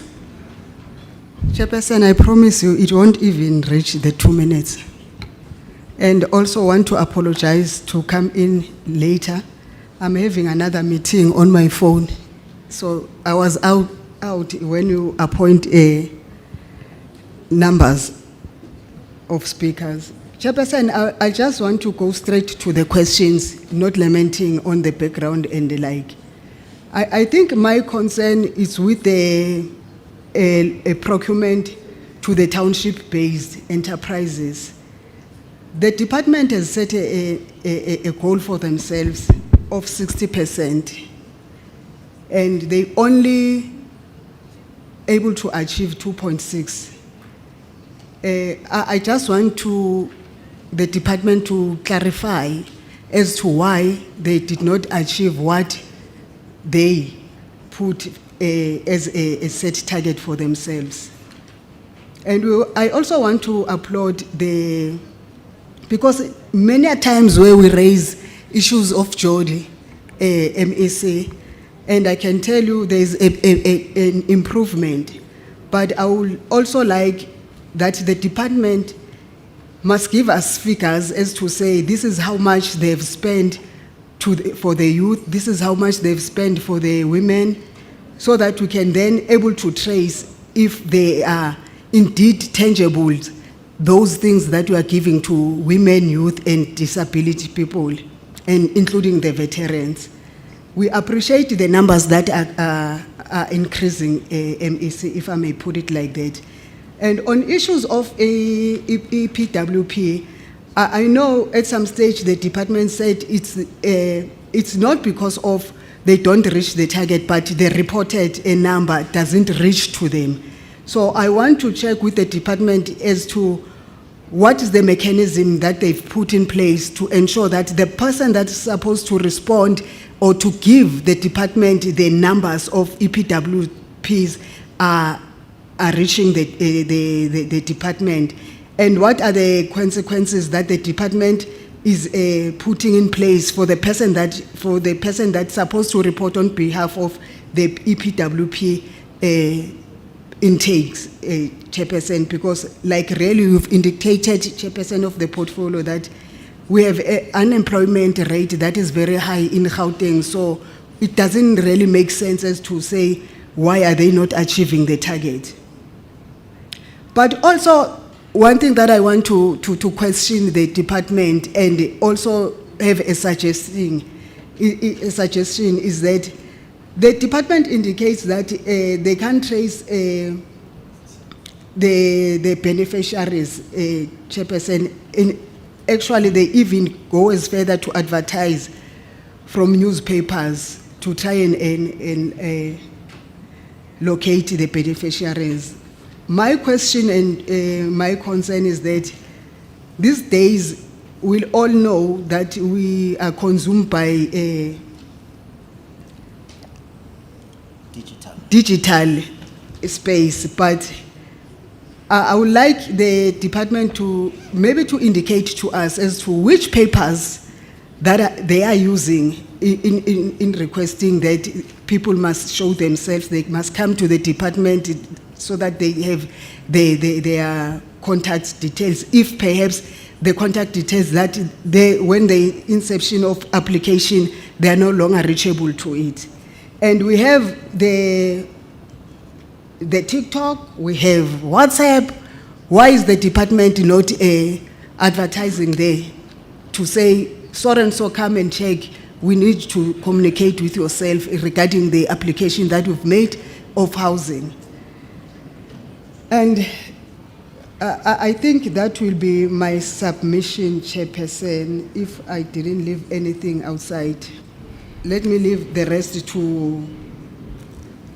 Oh, the last one, Chairperson, I want to, if possible, even not today, perhaps if the department can give us the number of people that are occupying the houses that are not meant for them. How many houses are we talking about? And what is,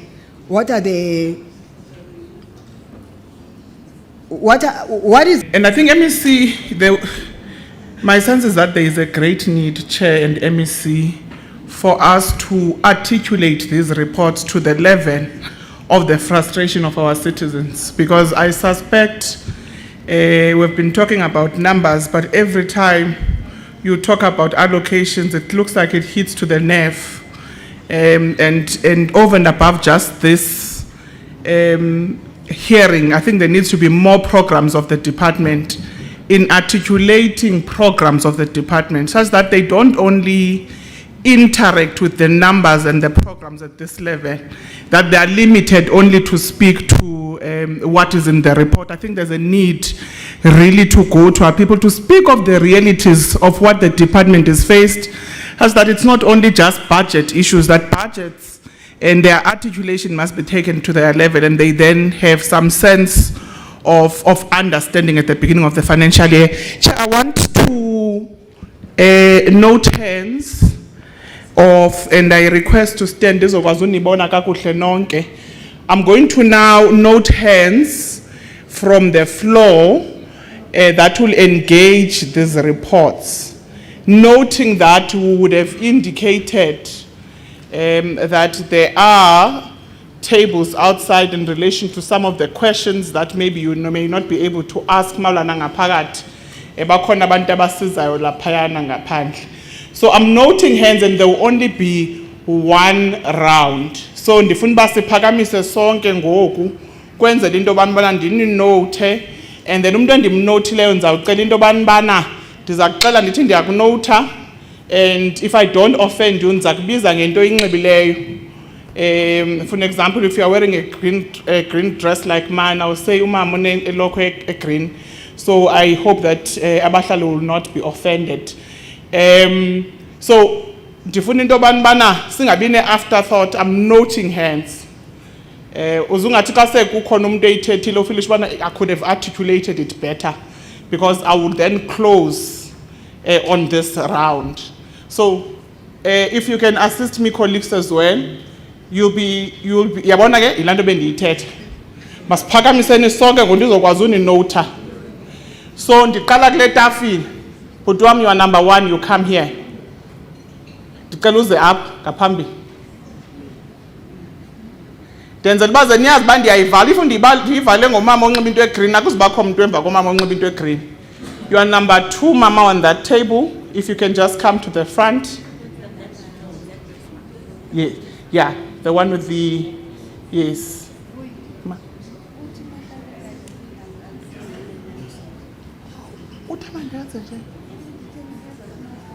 Oh, okay. And then we'll first do. Okay. Okay.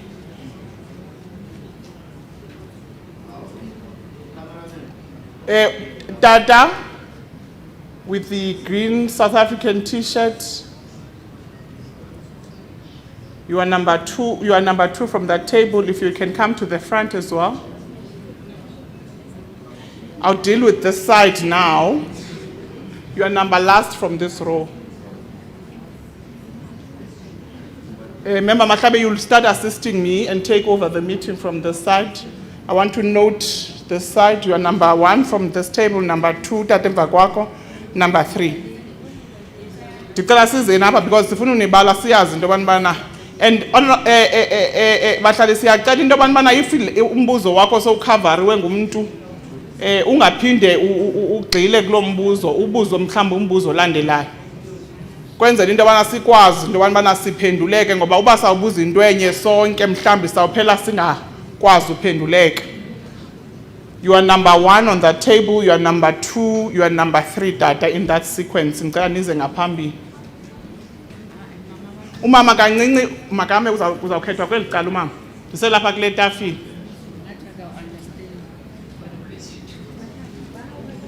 Akisofihli mme Member Mahlabe will start from that side. Ndicela niphakamise izandla kwitafile yesithathu. Bhuti wami we-t-shirt emhlophe, ubhuti we-t-shirt andiyazi la khala noba i-orange na. Yeah.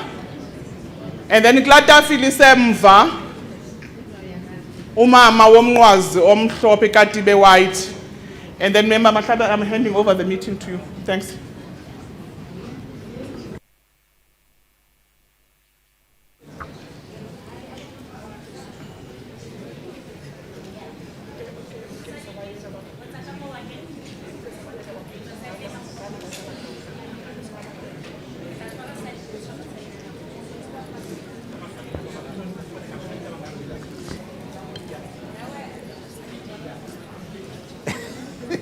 Asibonge member Gentile.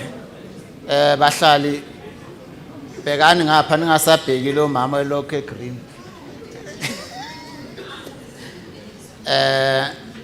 Angizonibiza ngamakhala ke ngizonibiza ngama number. I'm just going to give you numbers. And as I call your number you come this side. Ngizoqala le muva. Number 1, yes. Number 2. Number 3, number 4, put. Then number 5. Yeah. Nizofola ngapha this side, ne?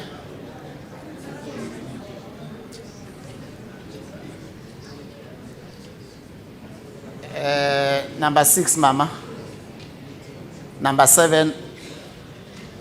Number 8.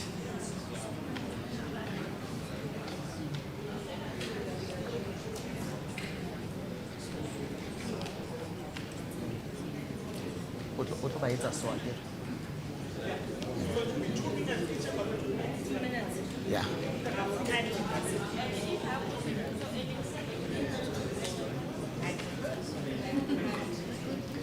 Okay, bahlali isystem sebaphelele. Ngibona ngathi sizosokolisa umama lapha akahlale phansi akuna roving mic. Yeah, but bazaza kuwe ma'am. Yeah. Arqale ka mme ubani nkaruna le mathatanyana. So ama rules athi bahlali is strictly 2 minutes. Strictly 2 minutes per speaker.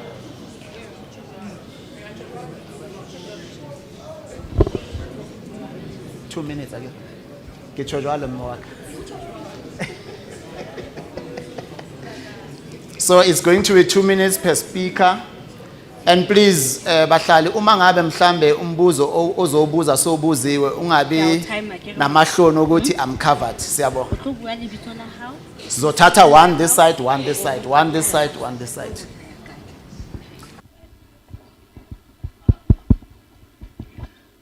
Kibwe. Ngingudora Adams. Ngiphuma eCliptown. Umbuzo wami ebengifuna ukubuza kuko konke osokukhulunyiwe okunye akungenanga kodwa mina engithanda ukukubuza ukuthi ngisazohlala isikhathi singakanani mhlambe kule ndlu engiphatha kabuhlungu kangaka nginomntwana ohamba ngewheelchair nami ngiyahamba ngewheelchair bengicela ukubuza ukuthi usizo ngingalithola masinyane na bese ngiba nomntwana ekuwuyo ongisizayo endlini noma angasebenzi uphendukele ezidakamizweni manje ngicela usizo engingalithola mina yilo engilicelayo kuphela ngiyabonga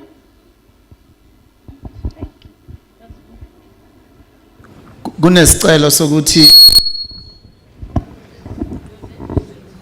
umama lo cede ukukhuluma mhlambe department ngamsiza a check immediately ngaphandle so that maybe into yakhe resolve there and there. Thank you.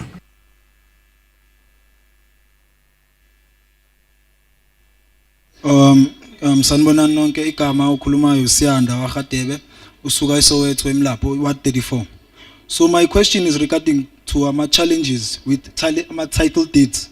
How does the department plan to address the delays in title deeds transfer due to issues like sign off transfer documents and obtaining necessary certificates?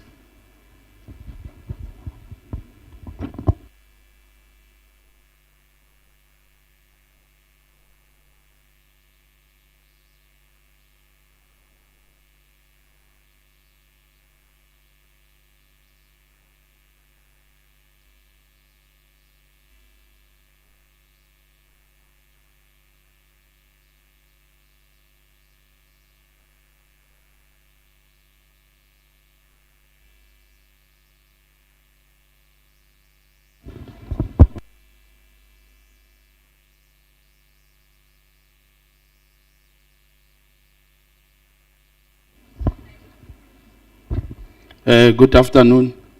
My name is Simon Molefe. I'm from Orange Farm in Region G, Johannesburg. My first question will then be the challenges that the department is experiencing, the low beneficiary turnout on allocation for Save It site. I just want to understand what method does the department use to ensure that the community understand and have this information of the RLRP. And then the second one, because I want to manage time, under the mega project, I want to understand what is actually happening with Savannah City. And then the other issue here will be the total of 10 against 10 feasibility studies for upgrading informal settlement were completed. Can you guys please provide us with the names of those informal settlement so that we are able to check in terms of geographical spread, how did you manage that? And then the other issue is that I see that in terms of your presentation, you are speaking about the completed project, the project under construction, but you are not mentioning anything in terms of the incomplete project, because of the department has a lot and lot of incomplete project, but you guys are not talking about those incomplete project in your presentation. And then the other issue here, I think one of the speakers here spoke about the public-private partnership, which we believe that is going to assist us in terms of addressing the backlog of housing in Gauteng. So especially with regards to the incomplete, what do we call, what do we call project. And the issue of skills development, we see you guys, you are saying enhancing skills development. We just want to understand, do you enhance it on your employees or even to the community? And when you speak about that in terms of the community, what is it that exactly you are going to do to enhance the skills development? My 2 minutes is gone. Okay, no, well, the last one. The issue of GPF in terms of supporting the NGOs. We don't see those initiatives in our townships, especially Orange Farm and other disadvantaged or privileged townships. Thanks.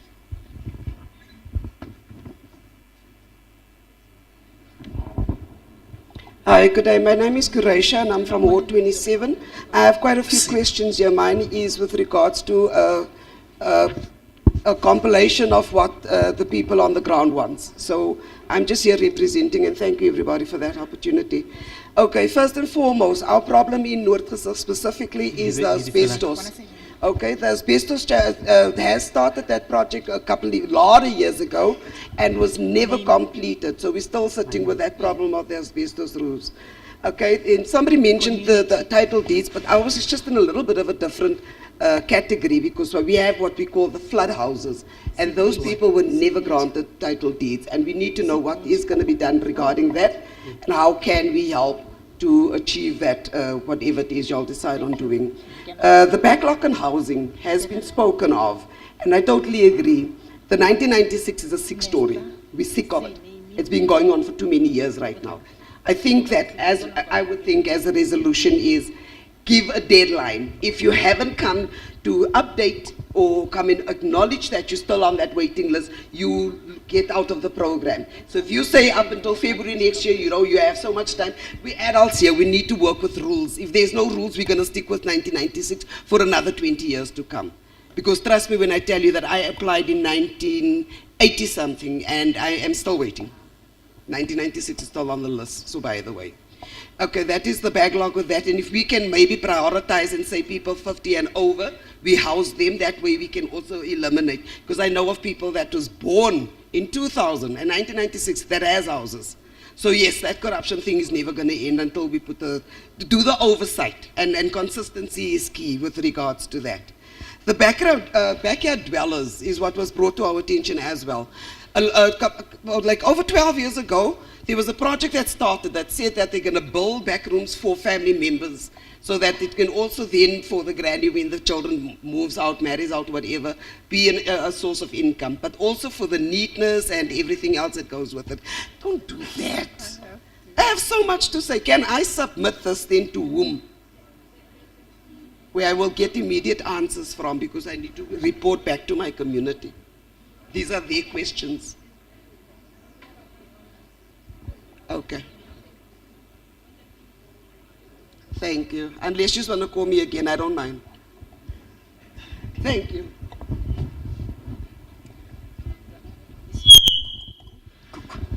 Sanibonani, sanibingelela singabahlali basePoriki. Ngusipho Kubheka ngibe ePoriki eWard 5 eRegion G. Siqala ukwakhela izindlu singaboqala ukwakhela izindlu ePoriki 2007. And size lapha ke sifuna ukwazi ukuthi yenziwa kanjani indaba yethu, ngoba abantu abazakhile lezindlu bazakhile abazange baplestere ngaphakathi nangaphandle, abazange bafaka ama toilet, abazange bafake isiling. Size lana nithemba lethu lokugcina, our last hope. Sifuna ukuthi nisitshele ukuthi fanele sibheke kuphi ukuze sithole usizo, ngoba lezindlu lezo asiqedwanga ukwakhiwa. Ngiphelela lapha nginawo amaningi.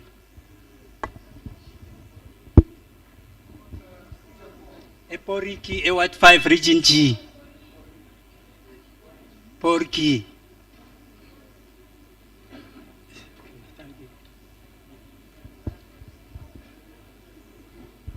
Mon, sikhona njani?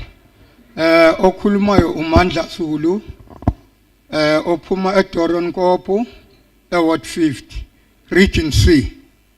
Siyabonga nje ukuthola ithuba lokuthi sibe nani. Kodwa ngicela ukunitshela yekani ukusibiza ngama last minute.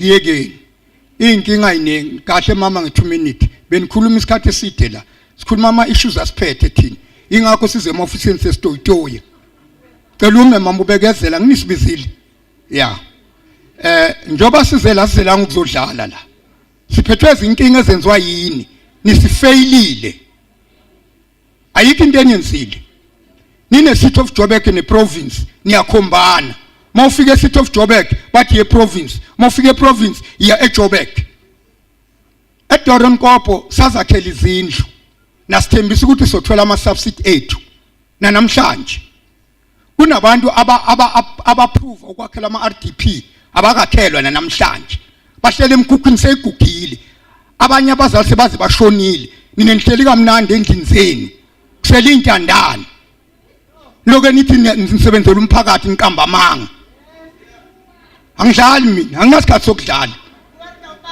number 2 anizi ebantwini ngizo-invite u-MMC we-Human Settlement next week Thursday sizokwenza oversight azobona inkinga baba ungakhulumi ngeyungu uthi abantu bathatha umhlaba nina nihleli kamnandi la ePitori nithatha umhlaba la ePitori thina sinandawo zokuhlala yingakho abantu benza i-land invasion because kugcwele emajardini ethu kugcwele full so siyacela ningasithunuki nisicabangele singabantu sizakhamuza la eSouth Africa we are not a foreigner we are resident in South Africa we born here so sizocela MMC ngiyaku-invite next week Thursday wazi uzokwenza i-oversight phumane ema-ofisini ma-official nize ebantwini nizobona ama-issues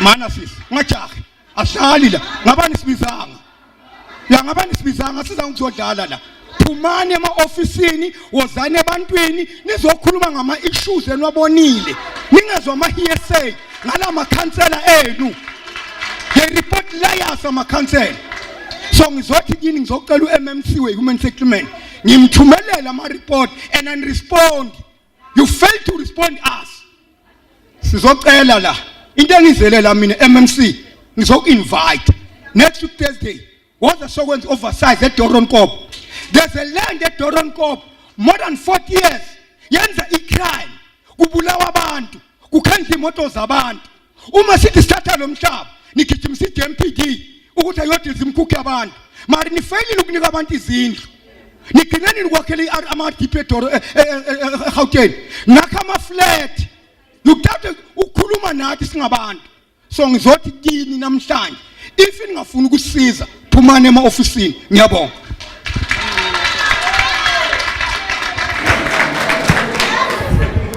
Chairperson, I just want to indicate lesikhathi uchairperson ebedeclare ivenue ebeyideclare ukuthi mase silana ngithi siseparlamenteni manje masicheerleader mana masiqhwaba akuvumelekanga so siyacela ukuthi siyayazi ukuthi maybe umuntu mayekhuluma lana ngaphambili uzokhuluma into ekuhlaba yokudala ufuna ukuyikhuluma so ngiyacela ukuthi sizame ukuyibamba ngoba lo useyilana ukhulumile singaqhwabi ngoba masiqhwaba izandla akukho semthethweni kahle according to ama rules aseparlament so siyacela ukuthi angithi umthetho bahlali siphethwe ngumthetho so umuntu mase ikhulumile kuyiyona irekhodiwe manje ngiyacela ukuthi nje sihloniphe imithetho yaseparlament ngiyabonga kakhulu.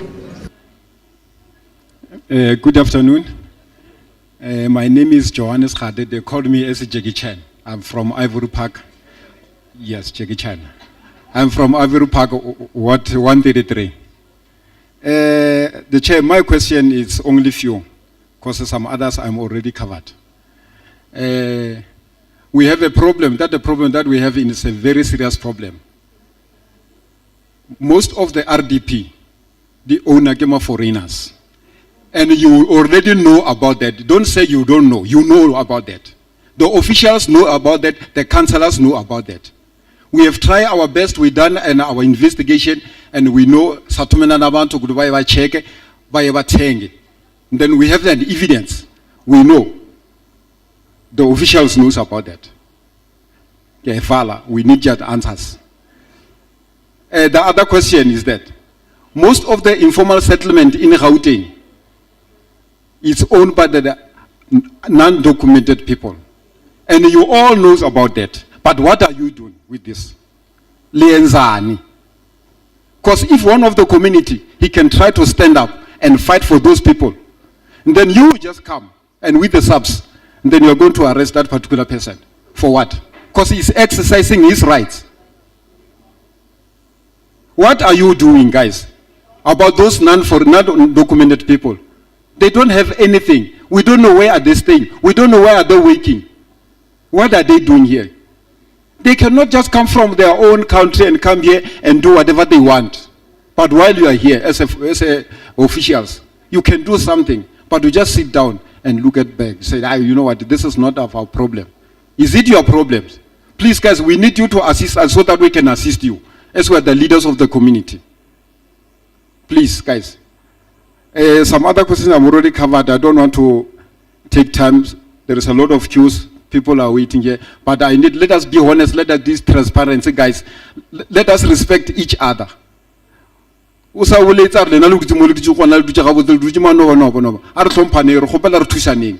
ke ntho nna ke gopela ka le ena official re gopela honesty mo lena re gopela transparency re beng fair re tlomphane e re ta go community ka re le a tseba lena le tsang le di councilor tša lena. Thank you.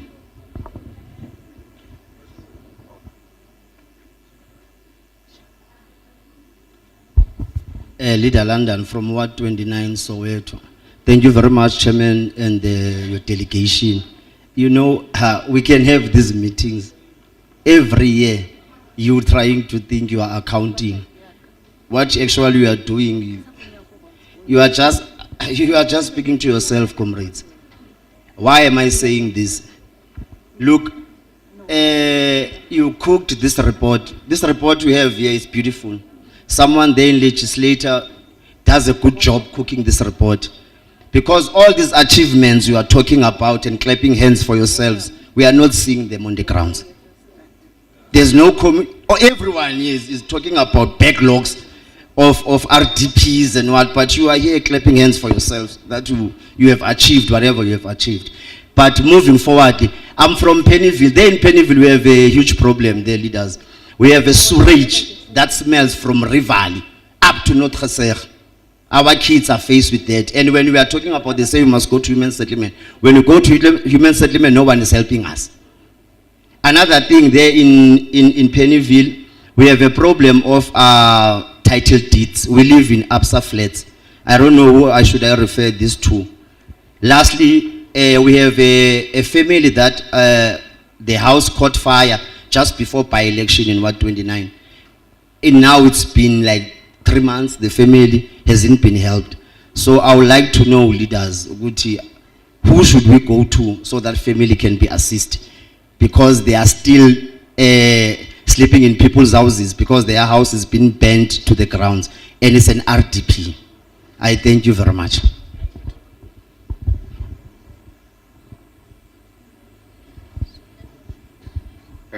Dumelang kaofela le kae nna ke nna Roni Rankwe from Bena Skoda Camp ko di 6 Ivory Park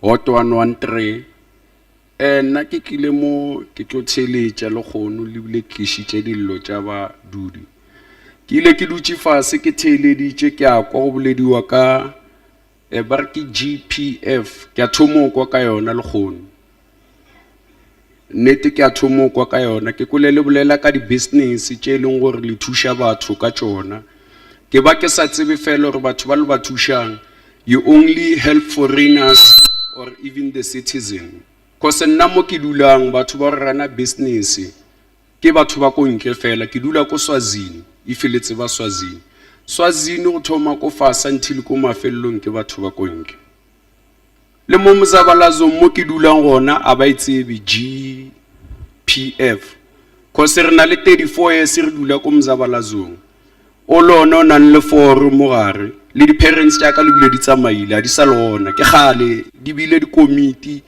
di aba di ngala di atšwa but the stakeholders kaofela di tlile a ona stakeholders se e leng gore a ga se sa tla ko Mabena informal settlement Kaofela bakile, the MMC, Kaofela, everyone came there. And they are still telling us the same story. Wait for rubber reach. Last time we bakile barbakochia batho baya Rivonia, patabachia motu, even Louis one. Kwa rile di flete gausule rena Kalfontein ka morago Kalfontein corner. Go kene batho ba re ba tsebang ba banyane go batswadi ba rena. But ko rena ba tšea motho. Ene nngwe gape ge le ikla ko Mozabalazong le re le nyaka batho ba 96 le nyoko ba move le ba isha di fleteng. Motho 96 a nyake flat. O nyaka stene RDP. Koso ka sitše makoko a misha ko fleteng. O ye kya jwang ko fleteng makoko ya ko fase. Let's say ana ba tlogolo.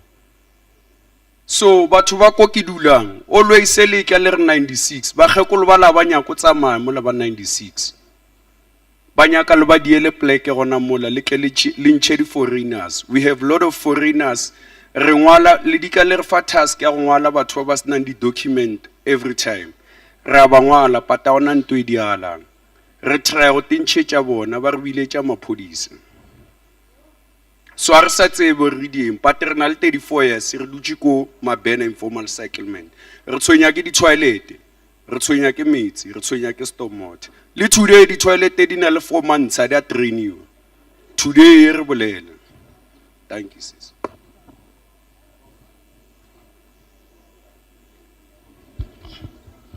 Yena ya hore batho ba ska ba shapa matsoho re tla bona jwang hore motho le a rata ntwe motho a buile batho ba supporta kaofela thina zange safunga ukuthi singabama asizobama member we parliament thina siyazishaya izandla thina mamela ene le 2 minutes na umfanyona usi o tla nkhatha mara nna ke tlo buana me neng contractor hona le contractor FM mosebetsi 364 Orange Farm FM mosebetsi ka financial year ya 2024-2025 ha iso qale le hona jwale ba ifam lo tloa ho 2024-2025 financial year 2025-2026 ha re botsa hore na ha iso qale keng the government has allocated budget. I ask myself, how is that possible? Government for 2 financial years has allocated budget for service deliveries. I don't understand that. And then, Kitlahu didn't to almost 18 years. The half 8 Orange Farm Extension 8. So can almost 18 years. What we about Gauteng Department of Housing. Even if you can shift the responsibility like Kombana in a contract, now I don't want to know that. I want to know that when are you going to finish those houses? That is point number.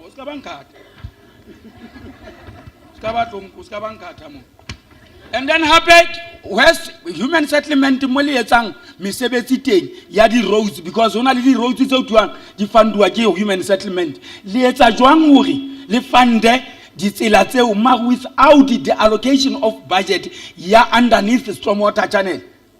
Usantana ona le di tsela tse samaneti in the year 2025 South Africa di tsela tse tlameleng di highway tse di senang underneath stormwater channel le etsa jwang tse if ha le soka le nahana inahane ngotlo ka sheko hore is out of fashion.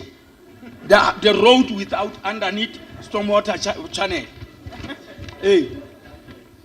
So hantle jwale re tleta benya kutlwe motho mo nga bua mona ho lona mona ntsa go tlamile dintlo ho kenywa di electricity bo wetsuwe income ya itseng le tloeletse batho mona all the groups all over mona the people are selling electricity privately like needles. All over here, the group is not only the advertisement is about to pass, but only the advertisement is about to buy register electric. By take it, I'm talking about income and the Escomo City Power Banachele. Pella the business about to buy cases at Onamo. And then 361 Orange Farm, the title did that thing. Chico Paolo who puts at Zona. Can say the MA more about 361 Orange Farm. I submit.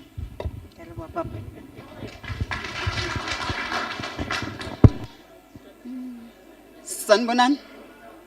Sanibonani. Udipuo lo wakayende. Angeke ngizisho ukuthi ngiphuma kuyiphi ward. Okubalulekile ukuthi I'm a South African.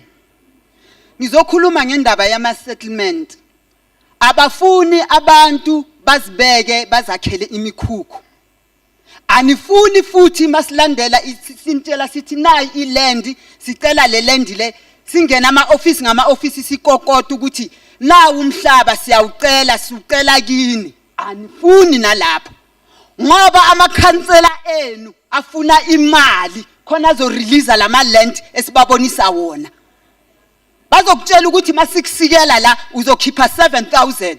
Ngizothenga 7,000 yomfowethu mina owashona ashwela ukuzabazalela lelizwe leli. Namhlanje lelizwe bele ngilithenge. Mina umfowethu wathenga ngegazi.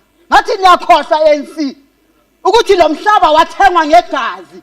So sekumele sizokhipha ama 7,000 ama 15,000 for ukuthenga isite. Wona lamakhanseleni ngimile namhlanje ikhona indawo le eSnake Park kunini sihambela sikokota ama office ngama office maqala kumumkhukhu kanti bathufowethu kahle kahle kufunekani siyangena siyakokota hayi anisifuni siyangena siyasihlomela hayi anisifuni nifuna senzeni ngine siform ka 96 iziyavithika ngiyaphuma ngiyangena ngayo ayikho into eniyenzayo nina ANC anikho niyazi nisiqalekiso kahle kahle kunina la ezweni lethu nisiqalekiso yabona labantu abafa labantu abagaza abageleza ayakhuluma manje ayakhuluma akhathele yini releaseani umhlaba akekho umuntu ozothenga umhlaba nathi freedom everything is freedom namhlanje abantu bathengisa umhlaba. Wake up, man, wake up. Wake up. Tabangani lo abogogo bethu. Mabaze 222. They don't even feel ngabo ukuthi umuntu omdala kanje uhamba kanje ngedondolo namanje. We don't care. Hayi nikhesiwe nina nikhesiwe.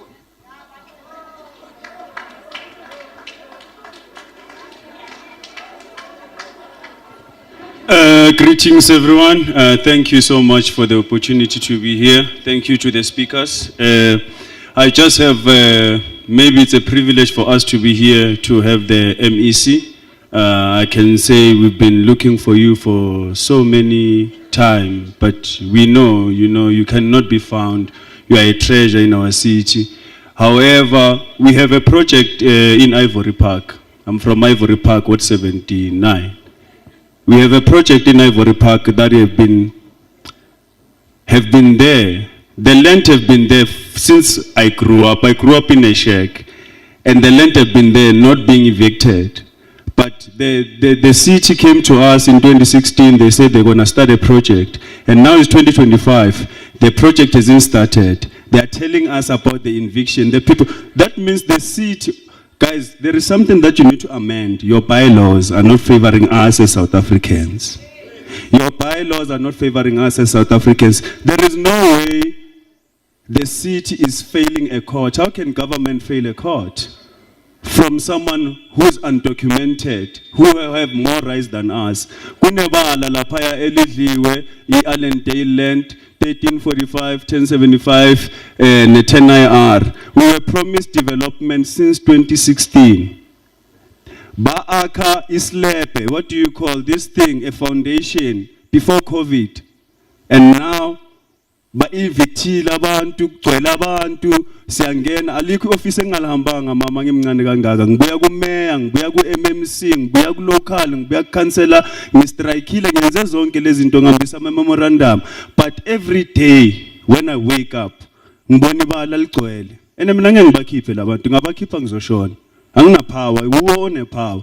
So even if nine-power, each MPD ifuna imali uku-evicta abantu. Ama-bylaws wenu, guys. Our support, we can fight, we can do this. You are looking at your own pocket. Let us look at that land. I'm going to, because there are speakers who are from the same ward, the same region with me, they will touch base on other things. I just want us to touch base as a mega project in Ivory Park. One, as an MMC, you know that Ivory Park doesn't have a land. But there is a land in Rubber Ridge, just 5 steps away from where I stay, in a shack from 1991. And that land have been evicted by people who you classify now that they deserve to get pay, they deserve to get service stand. Most of the people who invaded that land are the same people that they know that the development that you are bringing is going to be surpass them. So they are starting to block you, and they win a case. Because we don't have money or to be people who can put foreigners in one corner or undocumented immigrant in one corner and make them go to Bakoleki Mali so that's a court. What is it going to happen to us? 2 minutes I know, Mama, but can I have this time? Because I might be few behind me. But let me be honest. We want to sit with you. I cannot give you a date of when, like the father, but we want to sit with you because we understand as a province, you bought a land for 200 million, but it's been evicted. That is a waste. You took 11 million to put security there, and the city said, bring the land, we want to start development. Now the land belongs to the city, now it's evicted by foreigners. What will happen to us? What will happen to us where we are sitting in pairings? Where I stay, there are 5 shacks in my yard. Even if I can get $1 million by work now, I will never even be able to build something. Because I'm blocked by another shack. There is a squatter camp that has been there since 1990. When I was born, I grew up in that squatter camp. There is no electricity, no water. Like when the audits are so clean, why are you auditing in the city? Both audits are clean, but there is nowhere it says Ivory Park. And what about council resolutions? Like you making us to come to these meetings as if we don't know. What about council resolution? There is a council resolution that had been taken long time ago. Even now, the land that is being bought for development of a Great Ivory Park, it's only meant for the people who are sitting under ESCOM servitude. What about people who are sitting in the squatter camps? We did not choose to go invade under ESCOM servitude. We know that's danger, but still, you are prioritizing people who are breaking the law. What about us who don't break the law, MMC? I haven't broke even a single law. I grew up in a squatter camp. Can we have your team or your office to take our numbers as Greater Ivory Park tax team? We want to see you. You were our last step. We've been to Panyaza, we've been to Mayor, Dada Murero, we've been to MMC, we've been to local housing. There is no office we haven't entered. Your office was the resolution, and we go to Minister of Human Settlement. I wrote 2 emails to her, but there is no response because I understand the 2 of you are in that certain power, but we believe if we can get you and have a meeting with you, perhaps you could understand there is nothing that is happening in Ivory Park. Nothing. Thank you so much. Morutia Petniko Lamin. Ndiyanicela kaphinde bahlala. Ndiyayazi into abantwana ziyatshisa into zithethwa apha. Futhi zitshisa bhe unyanisile mama apha emva. Zitshisa kakhulu futhi zixela imeko yobomi benu. But ndiyacela into abantwana sizihloniphe rules. Nel xesha selinike lona silihloniphe. Ndenzela into abantwana ungavoice frustration but ungafike questioning uMEC efuneka beyianswering. Because my issue is frustration ibande ngaphezulu kwalento uzabe uyifuna kuMEC and uMEC uzayimisa. So ukuzisa kwethu MEC si legislature, and I think Triple P must really start doing its job, because ndinefeel into abantwana abantu abayazi legislature abamazi urhulumente oyi-department nomasipala nomsebenzi thereof ekumele into abantwana at each level ube uyadlalwa. So ibalekile into abantwana and andiblame nina ndiblame thina into abantwana iyafuneka into abantwana ibe ninzi imfundiso eziswe ebantwini bethu ukuze baqonde into abantwana xa sizile kuni siza singobani and uthini umsebenzi wethu ne-department xa izile kuni iza ingubani uthini umsebenzi wabo nomasipala bendimbonile chopha apha uthini umsebenzi wabo kwenzela into yobana lingabikho lichuku nelicekwa lento yobana ndiyile mna apha ndaphendulwa ndayapha ndalapha so ndiyacela into yobana sihloniphe ixesha ngaphezu kwento yonke kwenzela u-MEC angafuna kwenye indawo ze nithi unibalekile ndiyabulela. Dumelang bagolo. Lebitso la ka ke nna Mathapelo Rebecca Khotle.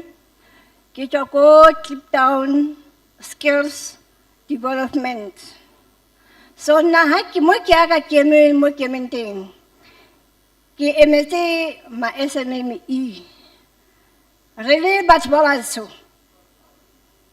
Government e re SMME. O register le ma SME re dula kwa Kliptown ko ma settlementing. So ya ka re register ha rena tulo ya go berekela. Mare today go tsene ma foreigner ka di container. Wena nna nka be ke rekisa ke dula mo mokhukhung. Ba re reke mo mokhukhung re rekisetse mo teng ga matlo re age di tax shop. Ha rena tšhelete ya go aga di tax shop. So ra go nka ka tšhelete ya go aga di tax shop seo ha rena tšhelete ya stock mara maforena one a na le tšhelete ya go reka di container and a robala mo teng ga tsone di container tseo. And batho ba rona black people ba eleng ba rona ba ba tlamehile ba re support ha ba re supporte ba bolela bana ba bone gore o ska ya mo shopong ya ga Mokete o ye ko shopong ya ga Mokete go supportiwa maforena. On top of that rona re patala tax bona ga ba e patale. So ne ke kopa go botsa government gore rona re le black people re thusiwa jwang gore re ye pele. Ha se gore ga rena mosebetsi re le di black people re na le mosebetsi o mongata ha re tsamaya mo di programmeng tse di bolelwang.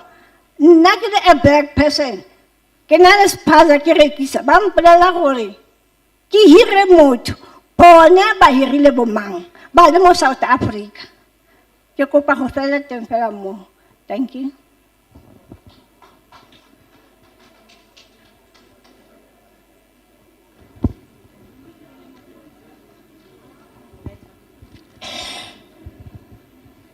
Sanibonani, igama uSizwe waKaNtuli wase Greater Ivory Park. Nginama memorandums la mangaphosisi I8. Oh. I8, I4 wase province, I3 akamasipala, A1 yase presidential office. Sikhala ngento A1 besikhala ngedevelopment. Kodwa nakho kunye there's a stand number R418 maningasibhala phansi kuzoba ngcono R418 eSeglen Austin sicela leso stand number or leyo ndawo isetshenziswe ukureblocka in ama pairings esigcwele ngawo eIvory Park. The reason why ngithi ngicela kusetshenziswe yona ingoba ama pairings mawukhipha ubhuti uchazile ukhipha 5 uyisa lapha ya usala nani nomuntu omnika i-title deed. Ngaleyo ndlela imizabalazo siyazama ukuthi sinciphise. Ngicela ukubuza i-issue yase Riverside there was a council resolution eyathatha ukuthi i-Greater Ivory Park izobenefita nga-1000 but sisathola 460. Sifuna ukwazi ukuthi what happened to the other number. Masingathola lolo lwazi mhlambe sokwazi ukuthi sisebenze siye phambili. Nakho kunye the reason why abantu bekwatile and the reason why makunama IDP the reason why kunazo zonke lezi zinto i-turn out yabantu ingabi the way nifuna ngakhona ingoba ama office abakude kunabantu. Mani ngazama ukuthi nisondele kuthina abantu nizwe inkinga zethu then bese ni decide from there ukuthi sizobenzela u1 no 2 no 3 kuzoba ngcono. Nakho kunye futhi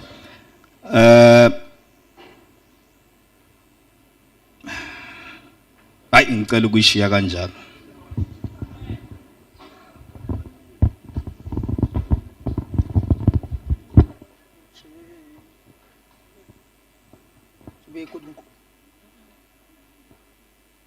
a le dumedisa kaofela ka gare ga ntlo ena. Nna ke tlhaga ke tswa Kliptown, mme o tswa mo. Lebitso la ka ke Gladys Moemedi. Tlhaga ke tswa Kliptown, ke saba le go bolela dilemo tse ke dutseng ka tsona mo Kliptown. Ha e sale re promisiwa le ha e sale nangoko. Gone je batho bile ba bangwe ba ikagela matlo mo dijareteng tse di leng siko. Nna ke a tlholaga ka nako ya ke bua ka ntho eso. Ke kopa fela gore molao e tsa mosebetsi wa lona le gore sebeletsa tle batho. Ha nka le bolela le dilemo tsa ka le kekebela la didumela. Ke ntse ke le mo Kliptown. Ebile gone je ke ipoleletse gore ga ke kgole gore nka thola ntlo e ke e agetsweng ke molao. Ga ke dumele gore nka thola ntlo e ke e agetsweng ke molao. Batho bothata ke gore batho ba tswa kwa ba tla go ouna lefatshe la South Africa. Ga le etse nix ka ntho eo. Ga le etse nix. Ha ba tshwantse le etse sengwe bogolo ba thola dipleke ba aga dishopo ba rekisa. Ba dira moruo wa South Africa. Na ke kopa fela gore a dilo di go change. Amen.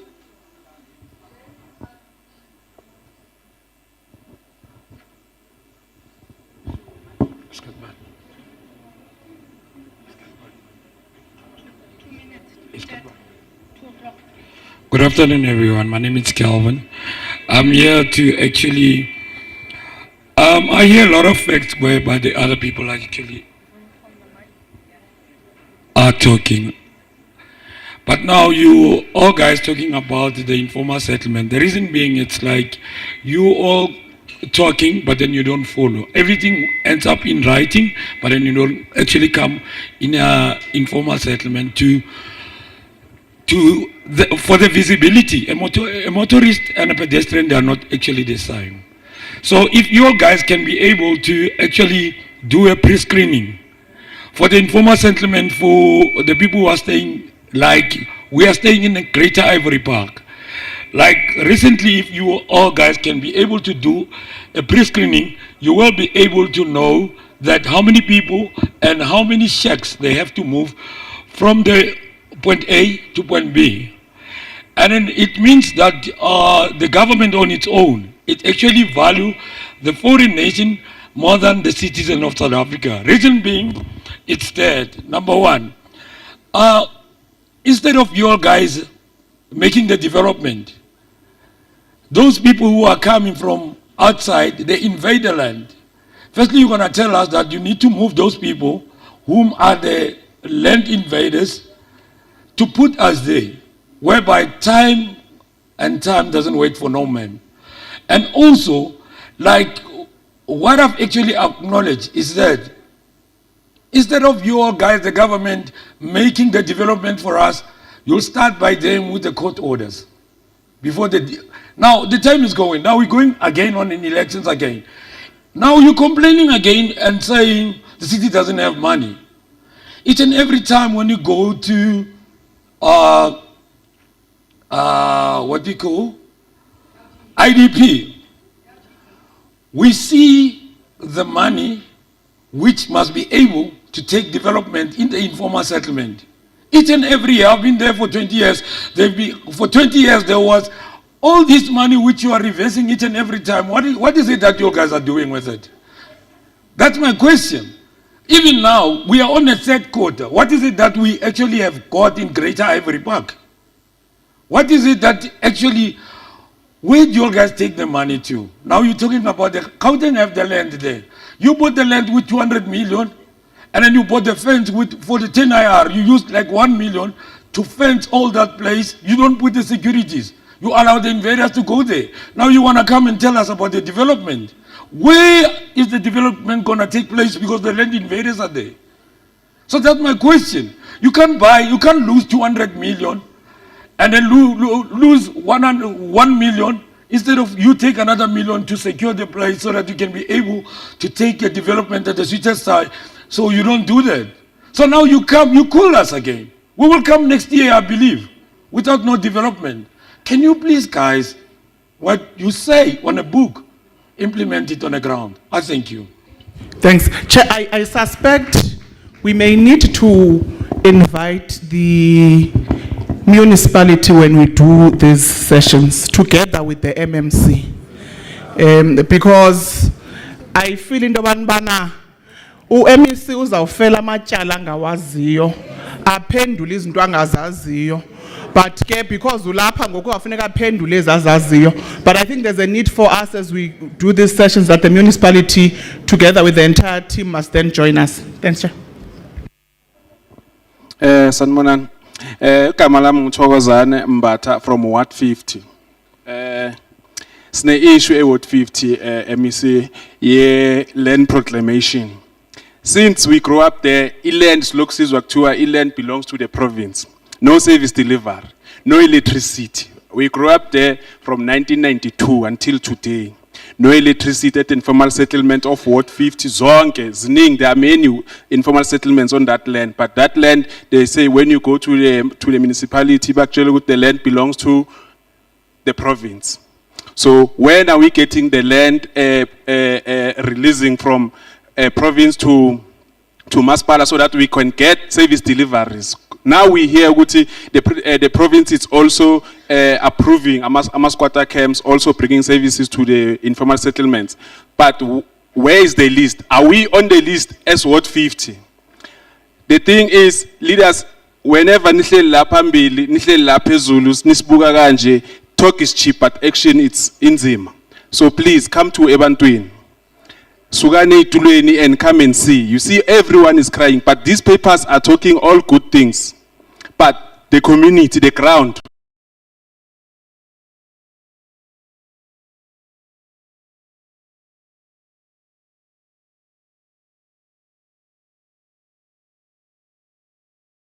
they want service stands. They want improvement. I grew up like this. I don't know any about electricity. I just see it here. After here, I go home. It's a candle and a paraffin. Omama bethu bashonile ama-paraffin, emkhukhwini bayasha amakhandlela. Lots of people 1990, 94, 96 ama C-form people bonke abantu balawo ma C-form, they are dying. There are others abasekho.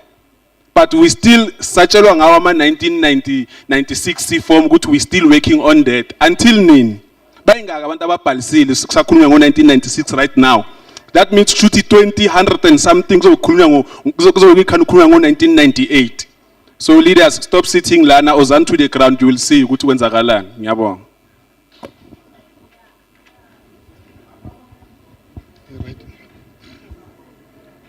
Sanibonani. Unkosiphendule Zwane, Greater Ivory Park. I'm so surprised. Auditor General ubuya kuyiphi planet, because the way ayitosa ngakhona umsebenzi wabo ngaba sikho nje la besofunani ukuba zonke izinto zihamba nje 100% ngoba ngabe sizihlalele sirelaxile. Ngizoqala ke ngene la. It's been an outcry for quite a long time. From mostly all departments, governmental departments, whereby they are crying about e-budget. Tina uma government la simba sikhuluma nge-human settlement na ikhala nge-budget. Uma ngabe i-human settlement ikhala nge-budget, kule indawo abathi bazokwakha kuzo ama-high rise, why bangavumi sibancede sibaphe ama-ideas instead of ama-high rise, just because ama-high rise I think azocosta more than ama-service stands. Why bangakha ama-service stands? Siwujwayele umkhukhu MMC, sihlalile emkhukhwini, abantu bano-30 years behlala emkhukhwini. Sinikezeni indawo sizohlala emkhukhwini ngoba siwujwayele, and then you come back after 5 years nizobheka abasafarayo ukuthi lona uyayidinga i-RDP. Uma ngake ngibheke le indawo ezigrebiwe, Lezo indawo lezo mangabheka izinto zakhiwe khona, it shows ukuthi thina sinayo imali yokuzakhela, but the only thing esingenayo umhlaba. Sinikezeni umhlaba. Okunye engifuna ukuthi kulokhu nje ngingenele kulapha. Ngiphinde nginibonise futhi ukuthi lento eyenza ukuthi kwesinye isikhathi nifune ukusenzela lama high rise. It's because izinto eziningi niyazipoliticize. Nifuna kusasa ukukhankasa ngathi.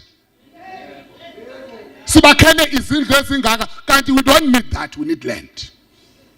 Sizakhele. Ngibuye la uzongixolela dadwethu.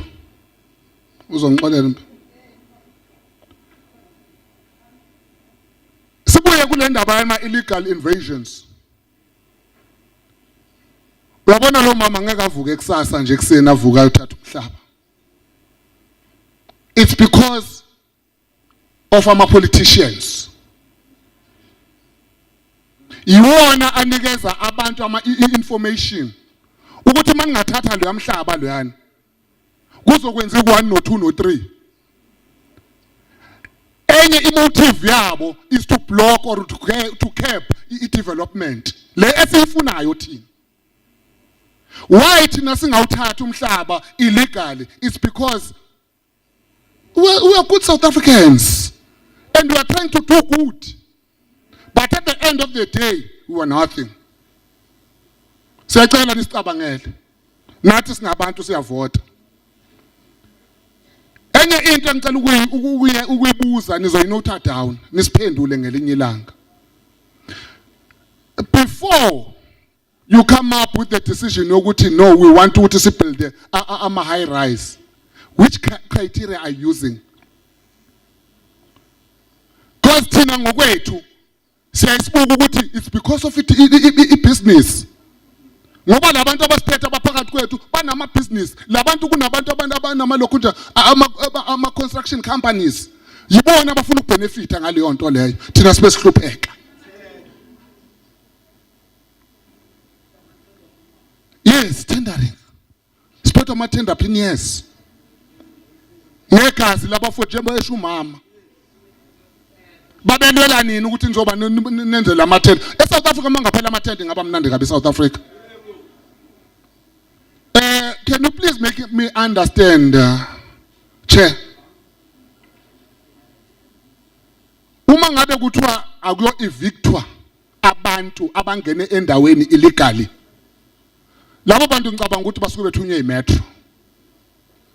Why ama metro corps demand their own budget?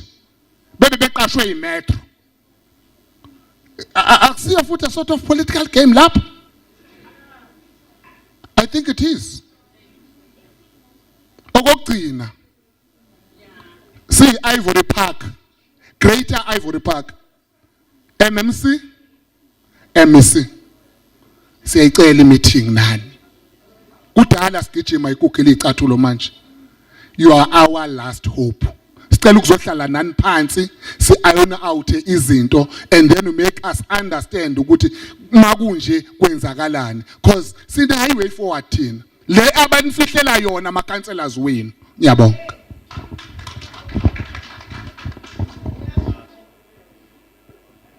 Sanibonani, igama lami nguKhoswa kaHlabangana. I am speaking on behalf of Ward 50.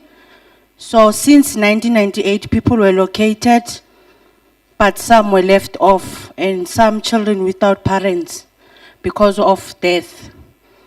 And some are disability, but the concern is they still stay at the informal settlement with no service delivery, and councillor are not taking part on those issues, especially service delivery, like the toilets that were brought to the resident, but not all of them. So our question is, what happened to other toilets? But we need lands mostly, and electricity. Roads are not maintained, and they cause many accidents. We have more crimes going on, but mostly we have shacks that are burning through because of candles, paraffin, because of poorly services, and electricity is not there. What we need as informal settlement is service delivery. It can be electricity because it is a main fact of point to prevent accidents like fire. Please count us in your next budget for Ward 50. We need your help. If you can just come to our ward and see the environment that we are living in, it's not nice. Crime, it's very highly. Children are being raped by foreigners. There's nothing we can do because of we don't get service delivery. Like we take our issues to the councillor, he's not taking us seriously, so we do not know where to go and to get help. Thank you very much.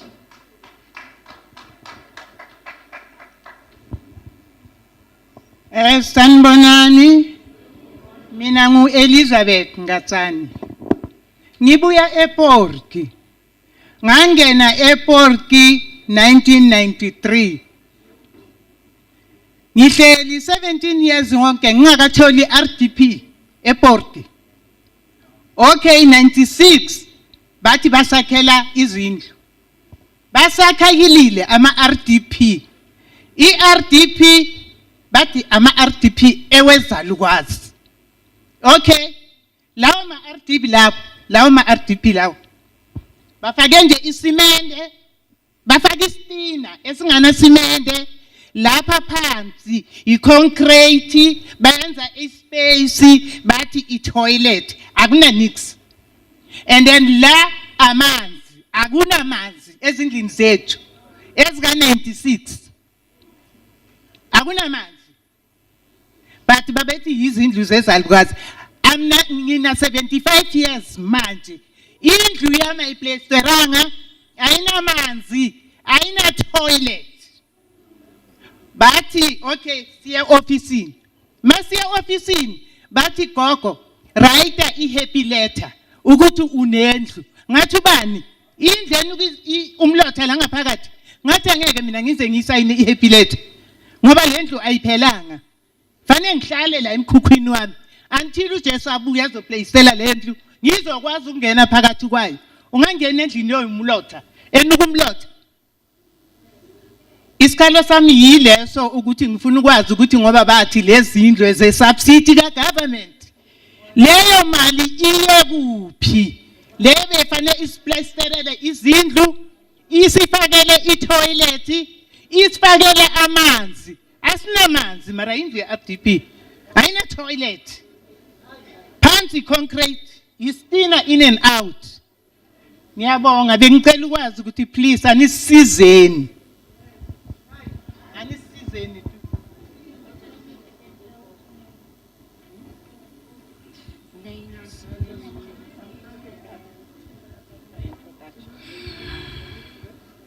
Standing here, Caroline Masole from the Greater Kliptown.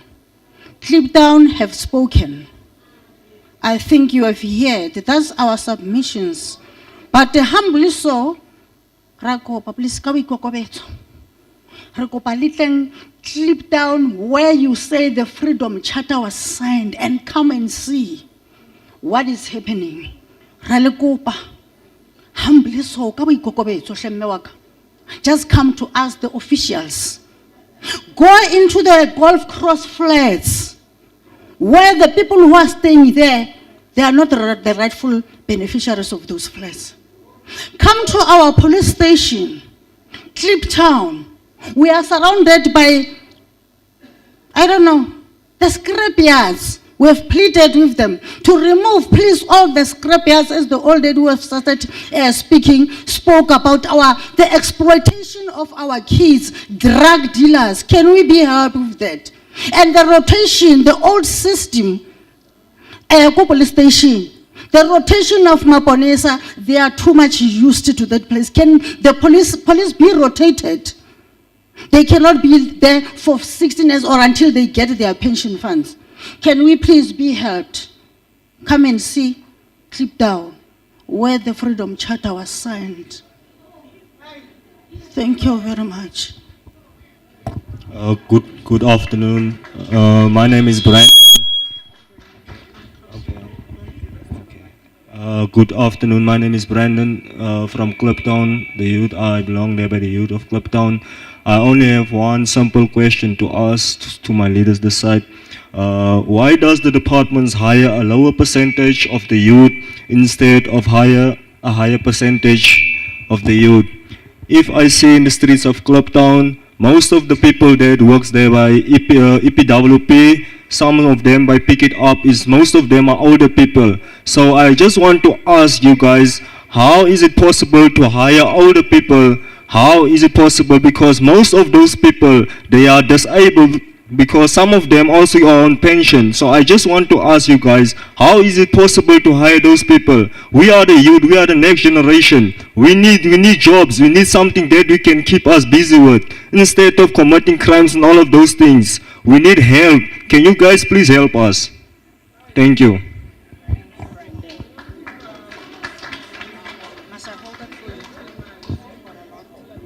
And you the last one. I can hold it for you. You want me to hold it? No. Oh, okay. I'll give it. Okay.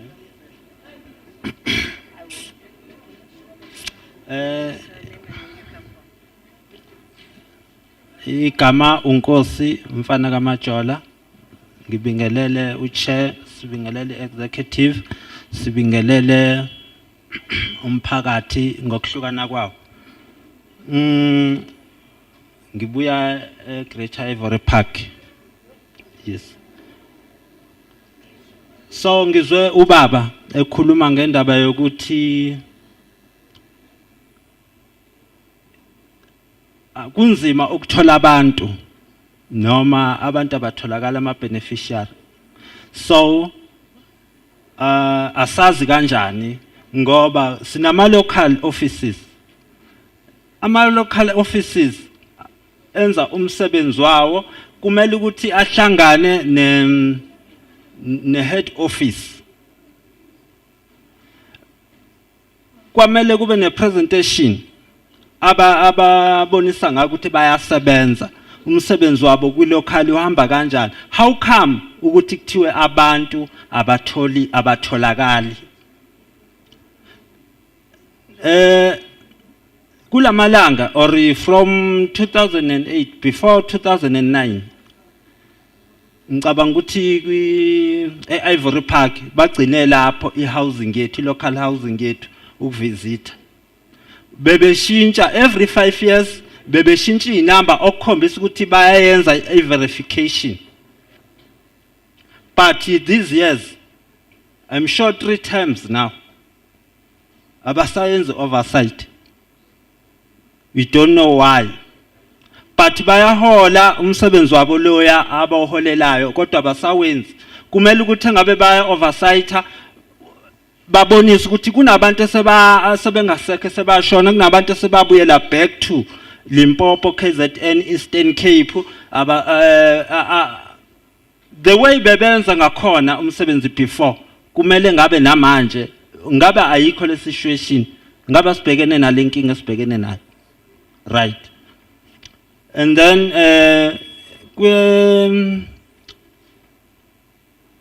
endabeni yemsebenzi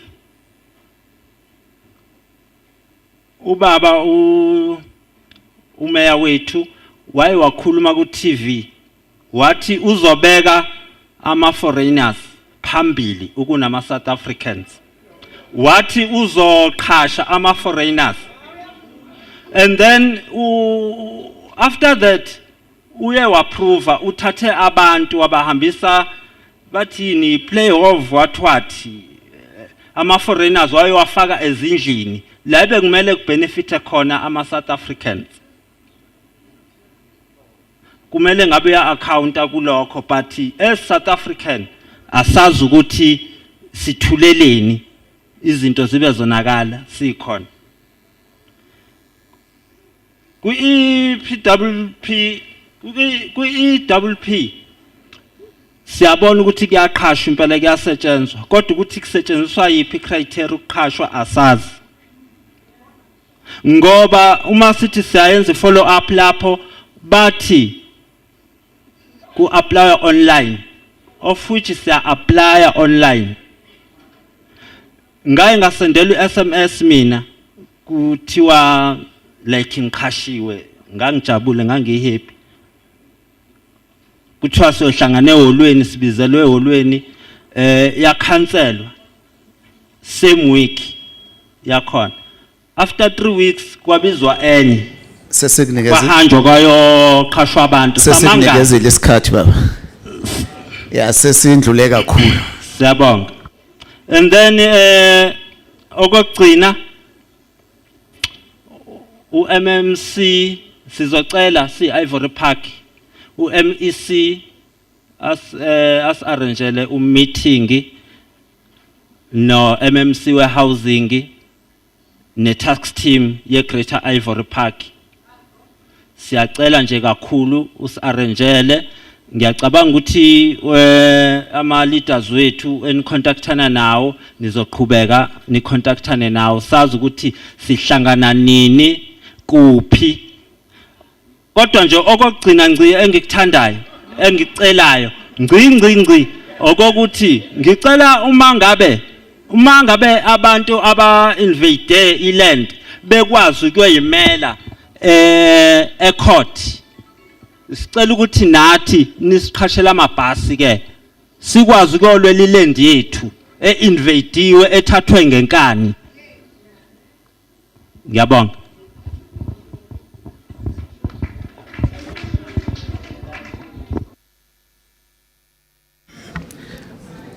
Masibonge mphakathi. Sibonge ukuthi nisibekezelele kanti futhi nemibuzo enibuzile ibaluleke kakhulu. Ngiyathemba ukuthi uMEC kanye nethimba lakhe babhale konke kumele bakubhale ukuzo responda to ama questions wenzu nama comments enwayenzile. MEC, I think it's clear that not all the questions will be responded to now because some are long term in terms of follow-ups, especially those communities and wards that have made special requests that you must come back to interact with them. I'm sure you have noted that for follow-ups. We actually want to appreciate your team and yourself for making it possible that this report is delivered to the community directly. Therefore, I'll hand over to you for the responses that you can do for now. Thank you. Thanks, members. Chair, I'm going to first start just with the responses to the portfolio committee because they were related to the presentations. As Member Mahlaba is saying, a lot of the questions from the members of the community were either specific, they will either need follow-up or we need additional responses from the municipalities, a lot of them. So I want to just deal with the few from the portfolio committee. I think on rapid land release, we are reviewing the policy. It's the criteria is 3,501 rand up to 22,000. That's the earning bracket. But when it was initiated, it was up to 7,000, so it had increased. But still, the challenge is the related costs to building. So those are connections to the municipality. There's municipal fees that the municipality charges. There's also costs involved in submission of plans, and that is costs that the municipality charges. So it's not just the building of the house. You need approvals from the municipality, and the municipality charges that. We have had conversations with the municipalities to look at whether they can waive those costs, and the municipalities are not of the view that they can because they have got costs to bear when they deal with approvals and connections and all of those. So we are looking at the review of the rapid land release. I think the challenge is that more than likely there will still be a cohort who will not be catered for.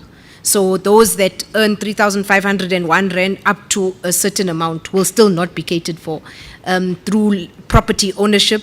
They will possibly have to be catered for through rental stock, etc. Because it's just not it's just not affordable for them to build for themselves. We are, I think, on the upgrading of informal settlements. We are doing a lot, but the limitation is, yes, the budget, because we can only use the informal settlement upgrade grant, and that grant is reducing every financial year. It's a decision that was taken by National Treasury after they reviewed many different grants. So they are reducing the informal settlement upgrade grant. But to do the upgrading, full upgrading, you have to first do the feasibility. With the feasibility, it will tell you up to what extent can you, and then you must, there's costs involved in all of the studies that you have to do, EIA, because you have to develop it the same way you would develop any other. You have to do an EIA. Most municipalities, in fact, almost all municipalities are now wanting dolomatic studies. It was not a requirement before. Now all municipalities want it, transport impact assessments, etc. So after feasibility and it is found that it's feasible to continue, we then can spend on doing others. But safe to say, in metro municipalities, the metro municipalities also get the same grant from National Human Settlements, and they have to, the municipality is responsible for informal settlements upgrading in the metro municipality. The province is not. So the provision of toilets, of water, of electricity, reblocking, full redevelopment of an informal settlement, even relocation, is the responsibility of a metro municipality, because City of Joburg, City of Tshwane, City of Ekurhuleni, they get a grant for informal settlement upgrades directly themselves. We have installed high mast lights where it's feasible, but we have used now solar lighting. I think we can share details with the portfolio committee. They're doing fairly well in the Sedibeng region especially, where those informal settlements will be upgraded, etc., because these are permanent infrastructure. So we can't do these permanent infrastructure, install them on informal settlements that are not going to be upgraded. I want to, so this question on the 1996 to 1999 list, it also goes to a lot of, a few of those from the members of the community that asked the question. That we have got, yes, we do have a big backlog. In Gauteng, we have a huge backlog. We have got 1.4 million people who have registered for houses. 1.4 million. And that is somebody who is South African, who is over the age of 18, who earns 3,500 and less, has registered for a house. So the system won't take you if you are under 18, if you don't have a South African ID, and if you earn more than 3,501. So the system will kick you out. So it's not possible for the department to allocate to foreign nationals. But what happens is we allocate to South Africans, and I think some of you have said it yourself. South Africans leave, they then rent it or allow foreign nationals to occupy that house. The challenge is the department doesn't have a tool to take back the house. But what is illegal is to sell the house before 8 years. So obviously to sell a house, you need a title deed to transfer the house from one owner to the next owner. So that will not be possible before 8 years.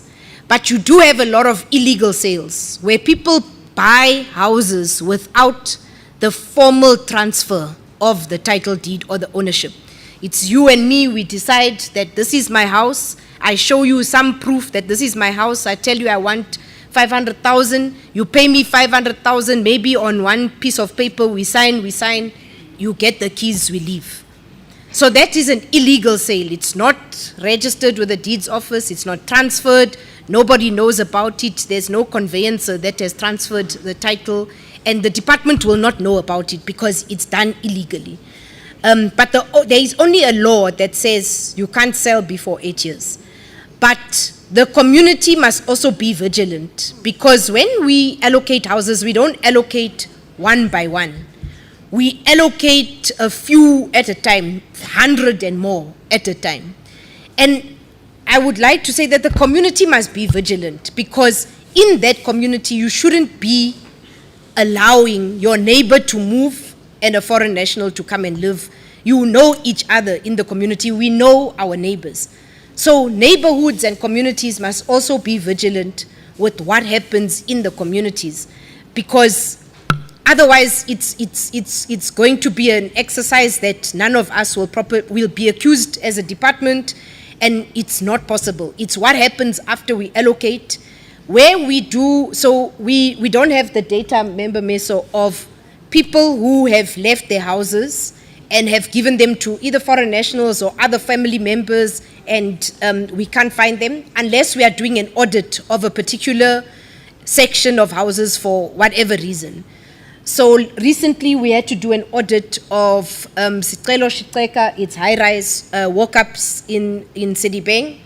There we found, out of the 150 houses that we allocated about 3 years ago, 102 were the original beneficiaries in the house. But there were about 50 who we couldn't get access to. We don't know whether they were working, the house was locked, so there was nobody in the house. So we have about those houses that we can't get access to.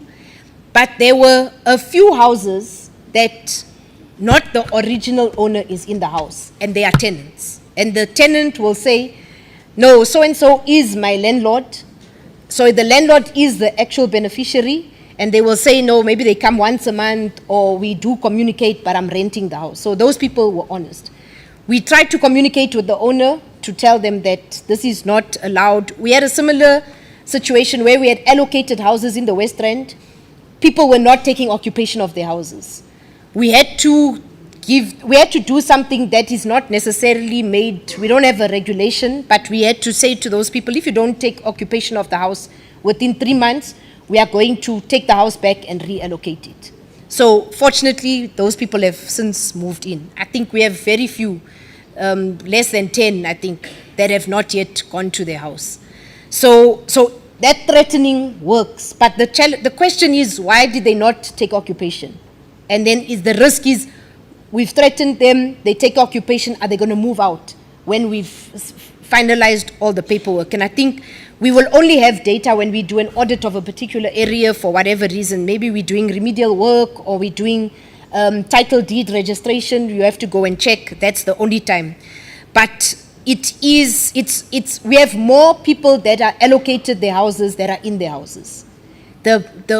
So it's fewer that have left and gone back, but because it happens and people speak about it a lot, it seems like that's the majority, but that's not true. The majority of those in their houses are those who are the rightful owners, especially I would say the houses over the past probably 8 years. Prior than 8 years, they could have sold it, they could have done all of those, but we don't have that data. But we have built more than, I think, 1 million houses in Gauteng. So for us to be able to do that audit, it will cost us a lot of money. It's money we don't have. And I think the question would be, what would we do after doing that audit? What would be the purpose of doing that? Because there's nothing, we don't have a tool, a legal instrument to take back the house of somebody who has left, they've rented it out to someone, left a family member, etc. I think the title deeds, we issue title deeds as and when they are ready. I think I would have, in 2 meetings now, we would have explained the process around title deeds, and many community members do know that to register a title deed, you have to have a formalized township. They do know. But I think what our communities don't understand is, what are the requirements of a formalized township? So you know that you are waiting for the province to formalize the township. You are waiting for a province to formalize, but you don't know what are the requirements.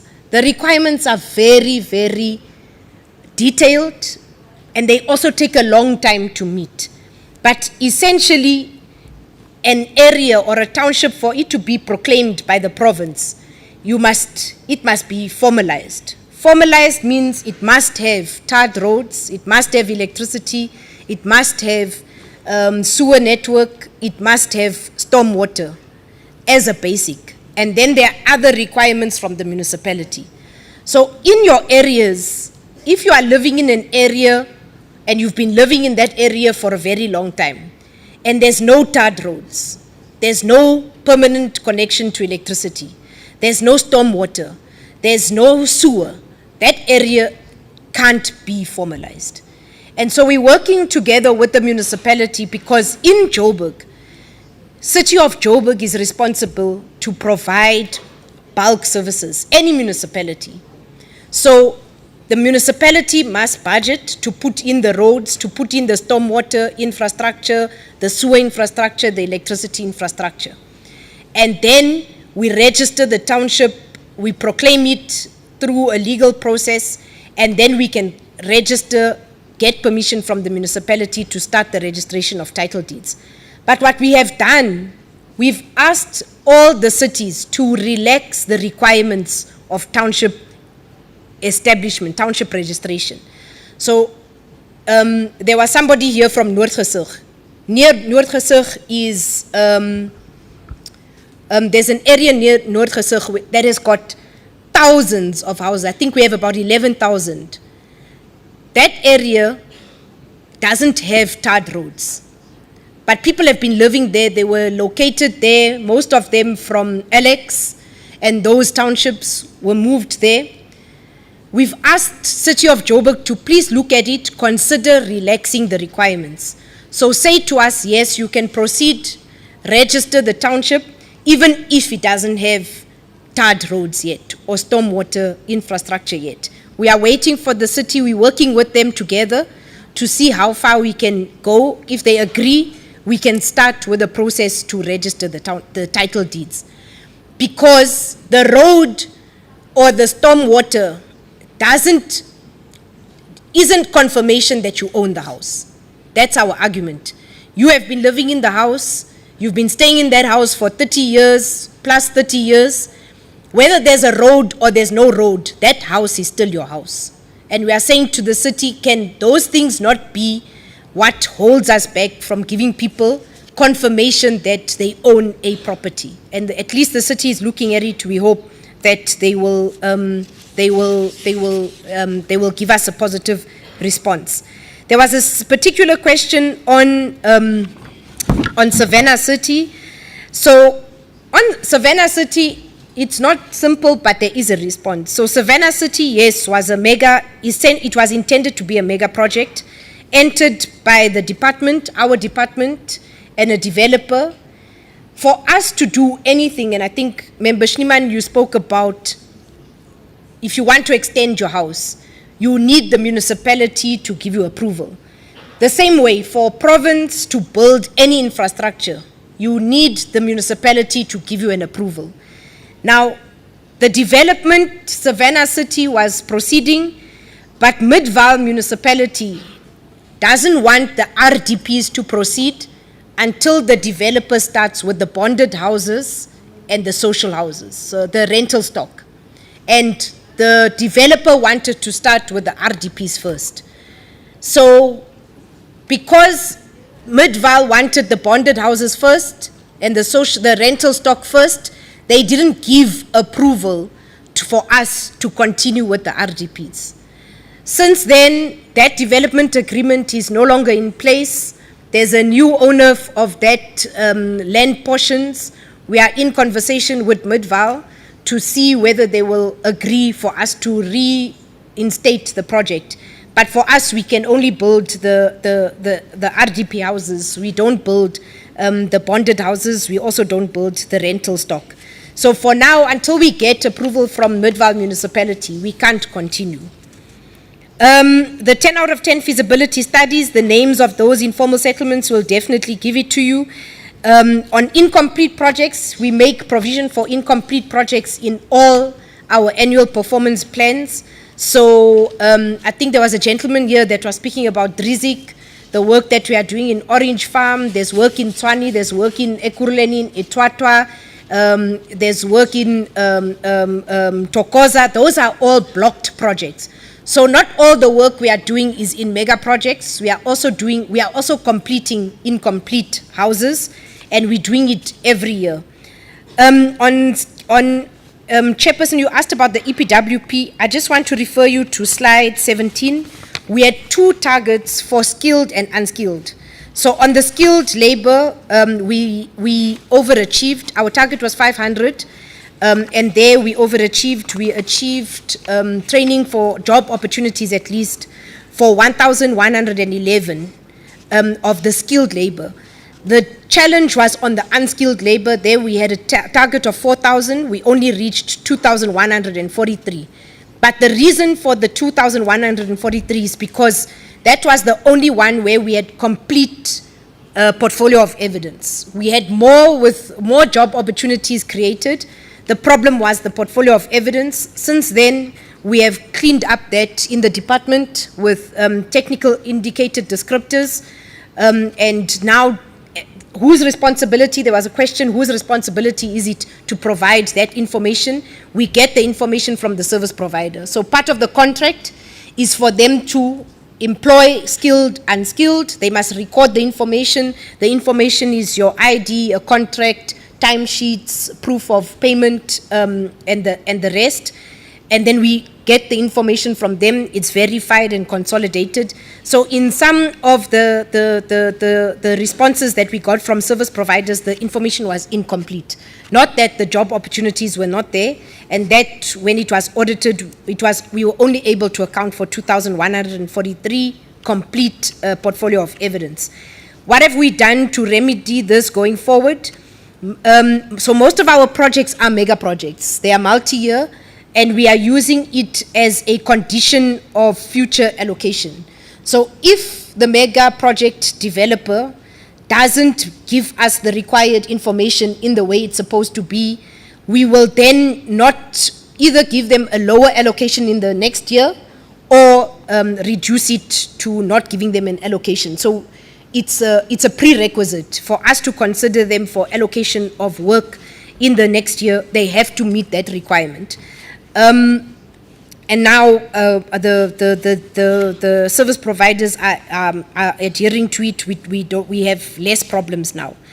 Member Meso, on the township, so all departments have got this target of 60% for township economy. So we have to spend 60% of our budget on businesses registered in the township. It's township SMMEs. But the nature of the work that we do, it's practically not possible to do what is required. It's a province-wide, so all departments have got the 60%. 60% of our budget equates to 3.28 billion rand. And 3.28 billion rand, if you look at our mega projects, they account for most of our budget. Our mega projects are multi-year, and those developers are not SMMEs, they're not registered in townships. Our mega projects, all of them, I think maybe excluding one, are driven by the developer. They own that land. So if you think about who we do these mega projects with and where the land is, they are big construction development consortiums. They are not SMMEs, so they don't qualify to be called SMMEs. And we have had a discussion whether which departments the 60% for procurement must be relevant to. We can get to 60% of our procurement on goods and services, but 60% of our total budget is practically not possible, especially because our projects are multi-year. They go into years and years. On the then other specific questions from the community, asbestos in Noordgesig. So the challenge with the asbestos replacement program is that we don't have clarity from national, and we've asked the National Human Settlements Department to provide clarity with how to do it and how do we cost it. So these houses have got people living in them. For us to replace the asbestos, it's either you have to provide temporary accommodation, which is not catered for in the budget, number one. Number two is, what do we do when you remove the roof and there are other structural either damage or something that you have to correct?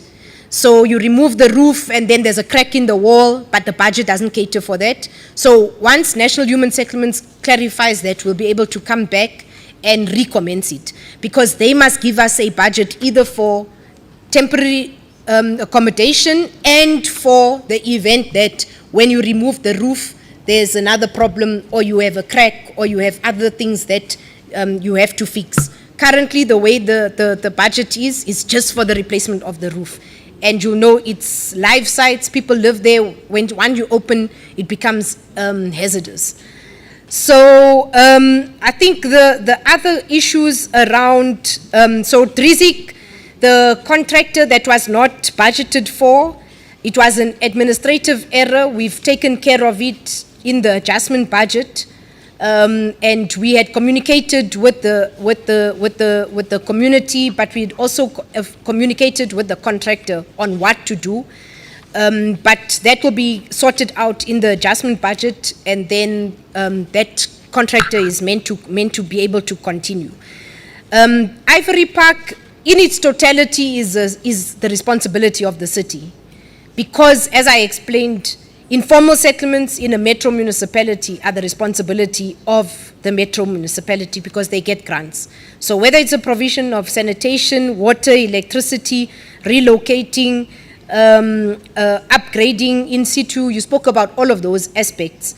It is part of the responsibility of the city. We can support the city, but the city must initiate it and start all of the work. They must put the bulk. The only thing that we can really do in the metro municipality is put top structures. We will have to check on Riverside, on the allocation. We work with the city in what is called a joint allocation committee for allocations. And there was an issue about the 460 instead of the 1,000 at Riverside. The Ward 50 land proclamation, I'll look into it. I will have to just get the details because you are saying that the land is owned by the province. I'll just get details to see what is the, but even so, land proclamation, even if it is owned by the province, it must be the services, bulk, roads, all of that must be done by the province, by the city. And then we can continue with the proclamation. I think the others, I think our beneficiary management team chair met with the lady who was speaking about herself and her disabled beneficiary. They have taken the details, they will sort that one out. And then we'll be able maybe to give a response to the committee. I think I didn't finish, but last on the 96 to 99 list, we have got just 96 to 1999, we've got 324,000 in Gauteng. So let's say we don't build for anybody else, we only build for those who registered in 1996 to 1999. At the current rate of the budget, we are allowed to build about 8,000 houses. It will take us 40 years to finish the 324,000. That's the reality. That's the budget we have. We build according to the subsidy. We can't build, we don't have any other money. We don't get money from provincial treasury. We used to, but provincial treasury is not in a position to build this. Even if, Member Fuchs, there is a private partner who's willing to build the 324,000 just for those who are 96 to 1999, the department will still have to pay it. So we'll have to give up our budget for 40 years to make sure that we only deal with the 96 to 1999. So the wait is extremely long.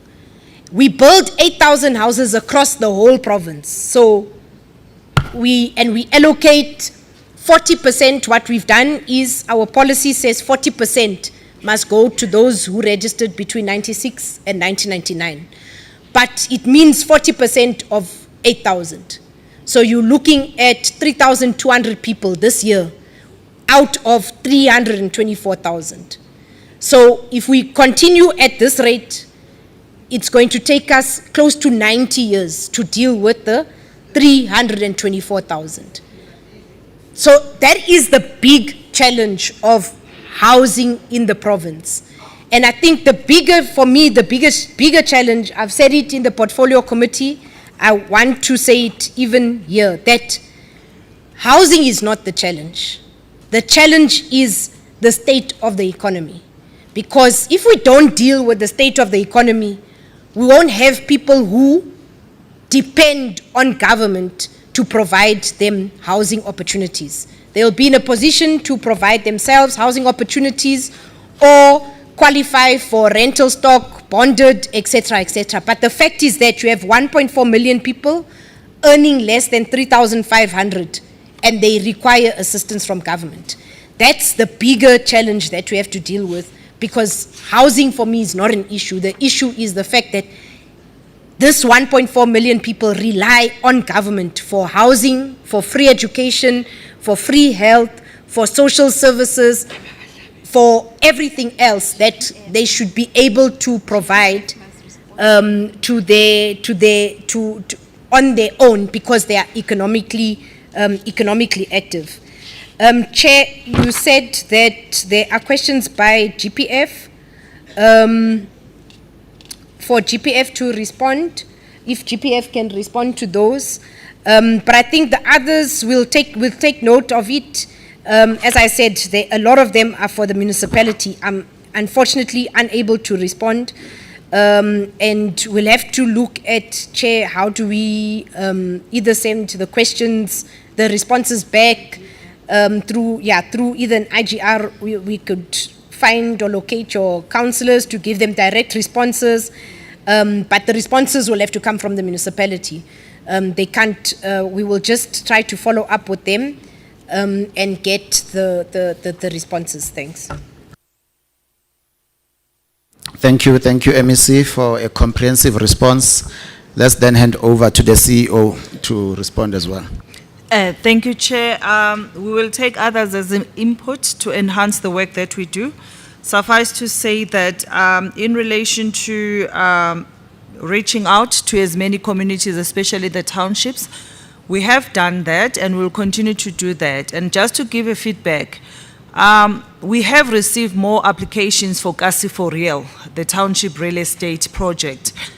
And I think we need to, through our IGR, intensify our relationship with municipalities, because if you look at the Western Cape, Cape Town has relaxed some of their planning regime policies to actually accommodate, to fast track.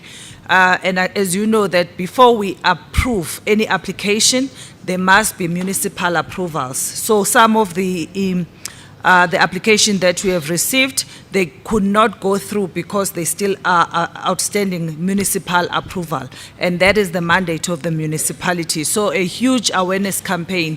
We still also need to invest some time and resources in also in ensuring that people in the townships who want to actually take advantage of this program, they are aware of those priorities. But we've begun working with both City of Joburg, Tshwane, and Eguruleni, and then obviously the smaller municipalities. So we'll continue to do that because we really want to start seeing the Kasi for Real taking traction. I think TAF has done very well around Mastandi, and they are giving us a run for our money. So we need to start showing up as well in as far as that is concerned. So we take that, and then including obviously military veterans. I think for us, from a project lending point of view, because remember, as a developer, you don't have to be physically doing the work. You need to have the ability to attract high professional expertise to actually deliver that on your behalf. As a developer, you must have the equity. Obviously, we can consolidate, have a consortium, and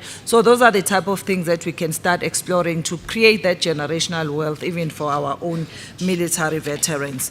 I just wanted to also clarify the CSI projects, because remember, it does not speak to our core mandate, but as a corporate responsible a corporate citizen, we appreciate that there are certain social needs that the communities require.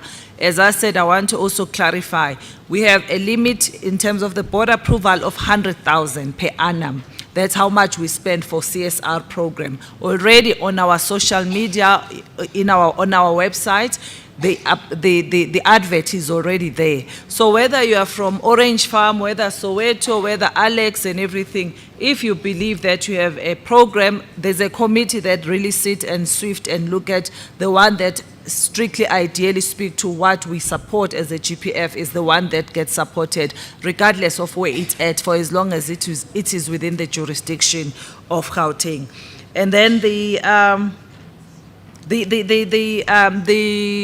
irregular expenditure, I think in 21-22 financial year, there was a deviation that was done in relation to the lease. And then that process led to that irregular expenditure. Obviously, because Treasury had not condoned that, it kept on escalating until we went out on a full tender, and then obviously for the remaining 55 needed to be disclosed. So that is the reason why 7.2 as well as the 55, because that irregularities has been remedied through the new procurement process and a new lease agreement that we have. And then on the GOD, yes, we will always, we are prioritizing that. We'll continue to do that. And then yes, we do believe that we have the technical team that really we've paid the bills, the school fees, there are lessons learned in relation to what we ought to do, what we ought not to do. And I believe that we do have enough expertise to really do bigger and greater things.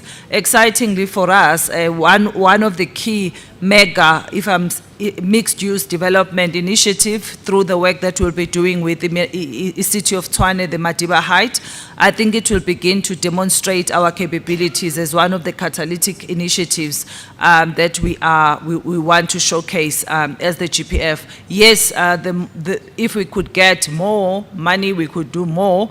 But as I've indicated, when it's all said and done, we still have to also ensure that we have adequate reserves to take care of our future operational requirements, at the same time ensuring that there is adequate capital investment to support emerging black property developers. So we appreciate the guidance, and we will take everything that we were given to enhance, and we'll keep the committee updated on how far we've come in as far as those are concerned. Thank you, Chair. Thank you, CEO. I'm handing over to Honorable Greg. Thank you. No, thank you very much. I think I have a role of just to set the way forward. Sorry? Oh, I have my responsibility is really just to talk about the way forward and then draw this meeting to a close. But so again, my name is Greg Schneeman. I am a member of this portfolio committee. And I just want to start by saying that we didn't call you here just for the sake of it. We didn't invite you here. We didn't arrange transport, etc., just for you to come and talk and then go home. So I want to explain the process that the portfolio committee follows. I heard some comments that seem to think that we just sit here and listen. So the process, what we've been dealing with here today are the annual reports of the Department of Human Settlements and also the annual report of the Gauteng Partnership Fund, or the GPF. And what happens right from when we first received the annual reports, briefing sessions we've had with the Auditor General, engagement with the department, and hearing from yourselves. A report is going to be compiled of all our interactions that we've had. And we then take that report, which includes recommendations. So the committee coordinator has been sitting next to me here, and I've been watching as she's been typing, as you've been speaking. All that you've said has been recorded as well. And they will check the recordings to make quite sure they've captured everything correctly. And based on your inputs and based on some of the comments you've made of specific issues, we will receive as a committee, because we are members of the committee, we are not from the department. And let me correct something, we are not from a municipality. We are from the provincial legislature. Okay? So we will receive a draft report as the committee. And in that draft report, it talks about the engagements you said, but specific, then the committee then receives specific draft recommendations. Okay? And those recommendations will be based on the inputs we've heard here today, will be based on our own interactions with the department, what we've heard from the Office of the Auditor General. And if we agree, we might change those recommendations to include more information. We might make amendments to the report. But when we are satisfied, we adopt the report as a committee, and we take that report to what we call a sitting of the Gauteng Provincial Legislature.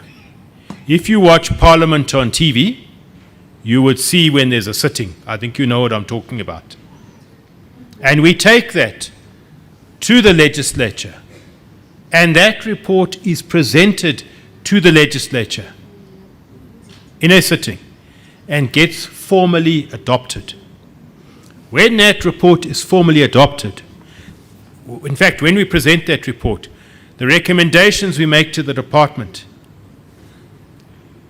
of which the MEC is the political head, we give a certain time frame in which they must come back to us and respond. So that's the process that we'll be following. All right? And I wanted to explain that because some of you may think we all get up and go and that's it. It's not the case. So that's the process that we follow in dealing with the annual report. And I want to assure you the department and departments have to respond to recommendations made by various portfolio committees. That's why it goes to a sitting of the legislature and is formally adopted, and they must respond. If we are not happy with the response, we'll engage further with the department. But that's the process that gets followed from here. Secondly, I think in the a number of you have said, well, let me say this. I think the dominant focus areas that have come up today relate to Ivory Park and they relate to Kliptown. That's the dominant. Yes, there are other inputs that have been made as well. But Kliptown and Ivory Park have featured very strongly here today. And so I'm sure as a committee, we will engage as to how do we interact with yourselves in Ivory Park and Kliptown. It's not for me to make a decision what will happen, but I've been asked to sum up, and therefore I'm saying that as a committee we will engage. How do we interact with yourselves? You've raised many, many issues. Many of them, as the MEC has raised, relate to the municipality. And we will discuss how we're going to raise these with the municipality and how do we interact with yourselves. There are other issues that have been raised which we will also reflect on and look at how do they get addressed. The MEC has raised a number of issues. So I thought it would be important just to give a sense of how do we move forward from here. We don't, and let me be very frank and upfront. It's got nothing to do with elections. Elections are for us are in 2029. So I don't understand how we could invite you here because we are talking about elections in 2029. That's not how we work. And that's not how we operate. I thought I should set the record straight. So that's the process from here. And I wanted to really explain that.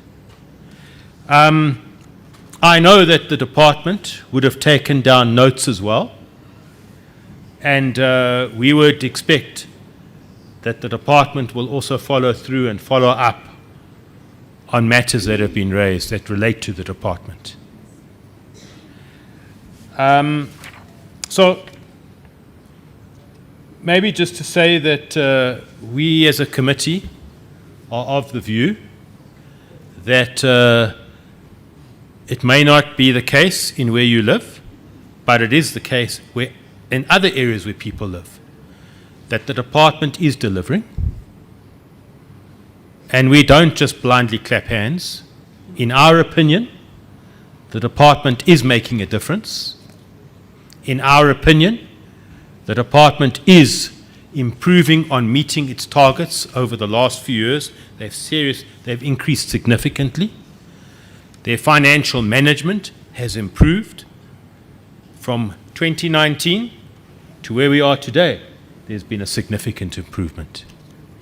You may not see it where you live, but I can tell you we'll go to another area where people will say, no, the department has delivered. So I thought I must just raise that as well. And we want to urge the department to continue to improve and get to higher heights.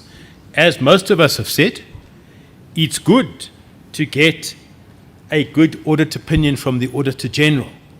But it's not enough to have a good audit opinion if we're not delivering as well. And the two go hand in hand. That's the view of the committee. And we discussed it yesterday as well when we were interacting with the Office of the Auditor General. The last thing I would want to raise is just to say, some of you have been talking about saying you want meetings with the department, and I would suggest there's a table in the middle just behind the camera, and I think there is a team there with the Chief of Staff. If somebody could just put their hand up, but I suggest you go and give your details and have a line of communication. We can't prescribe what must happen, but we would not want you to leave here having raised things and then you don't know what to do. So behind the camera there is a table there. Please go to there. Just give your details there, and they will engage with you. All right? On that note, I would like to say thank you very much, firstly, to yourselves. Because you are our guests here. You are our guests. And you are the most important people here today. So we want to say thank you very much for acceding to the invitation of the committee. If there was some short notice, we want to apologize. It was not intentional, and we apologize. But we appreciate that you've come here today, been prepared to listen and to engage. Thank you very much for coming. Let me also express appreciation to the MEC and the team that is with her. We have a very accessible MEC. Whenever we invite her, she meets with us and interacts with us. So thank you, MEC. Thank you to your team, both from the department and GPF. Can I ask, just let's remain seated. I also want to say thank you very much to the sign language interpreters there and those boxes over there. Without them, many of us would not have been able to follow the discussion. Thank you very much. Thank you to the sound team, those who are flighting on the cameras, taking recordings. Thank you to everybody. Thank you to the caterers who will provide us with lunch. Please give these headsets back. They're not yours. Please give them back. They need to be used for other meetings. And lastly, let me just say thank you to the Portfolio Committee members for being here from start to end, and the committee support team. On that note, can I ask, let's remain seated. Let's remain seated because there will be a direction given on proceedings from here. But on that note, thank you very much, and this part of the meeting is closed. Thank you very much.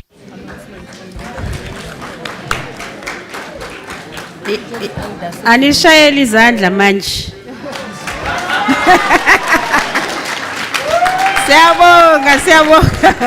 Siyabonga. Njabulo, can you please do the logistics? Ngicela nihlaleni phansi. I-meeting yami lena. Ngizonivalela la. Sanbonani, can you please remain seated? Sicela niqhubeke ngokuhlala phansi soqala isidedele department iphume, and then sizonibiza table by table Kodwa ke sizozama ukuqala ngabantu abadala, but sonbiza table by table ukuze nikwazi ukuthi niphake nibuye nihlale phansi nizodlela khona la. That's why sonbiza table by table ukuphuma. Siyabonga.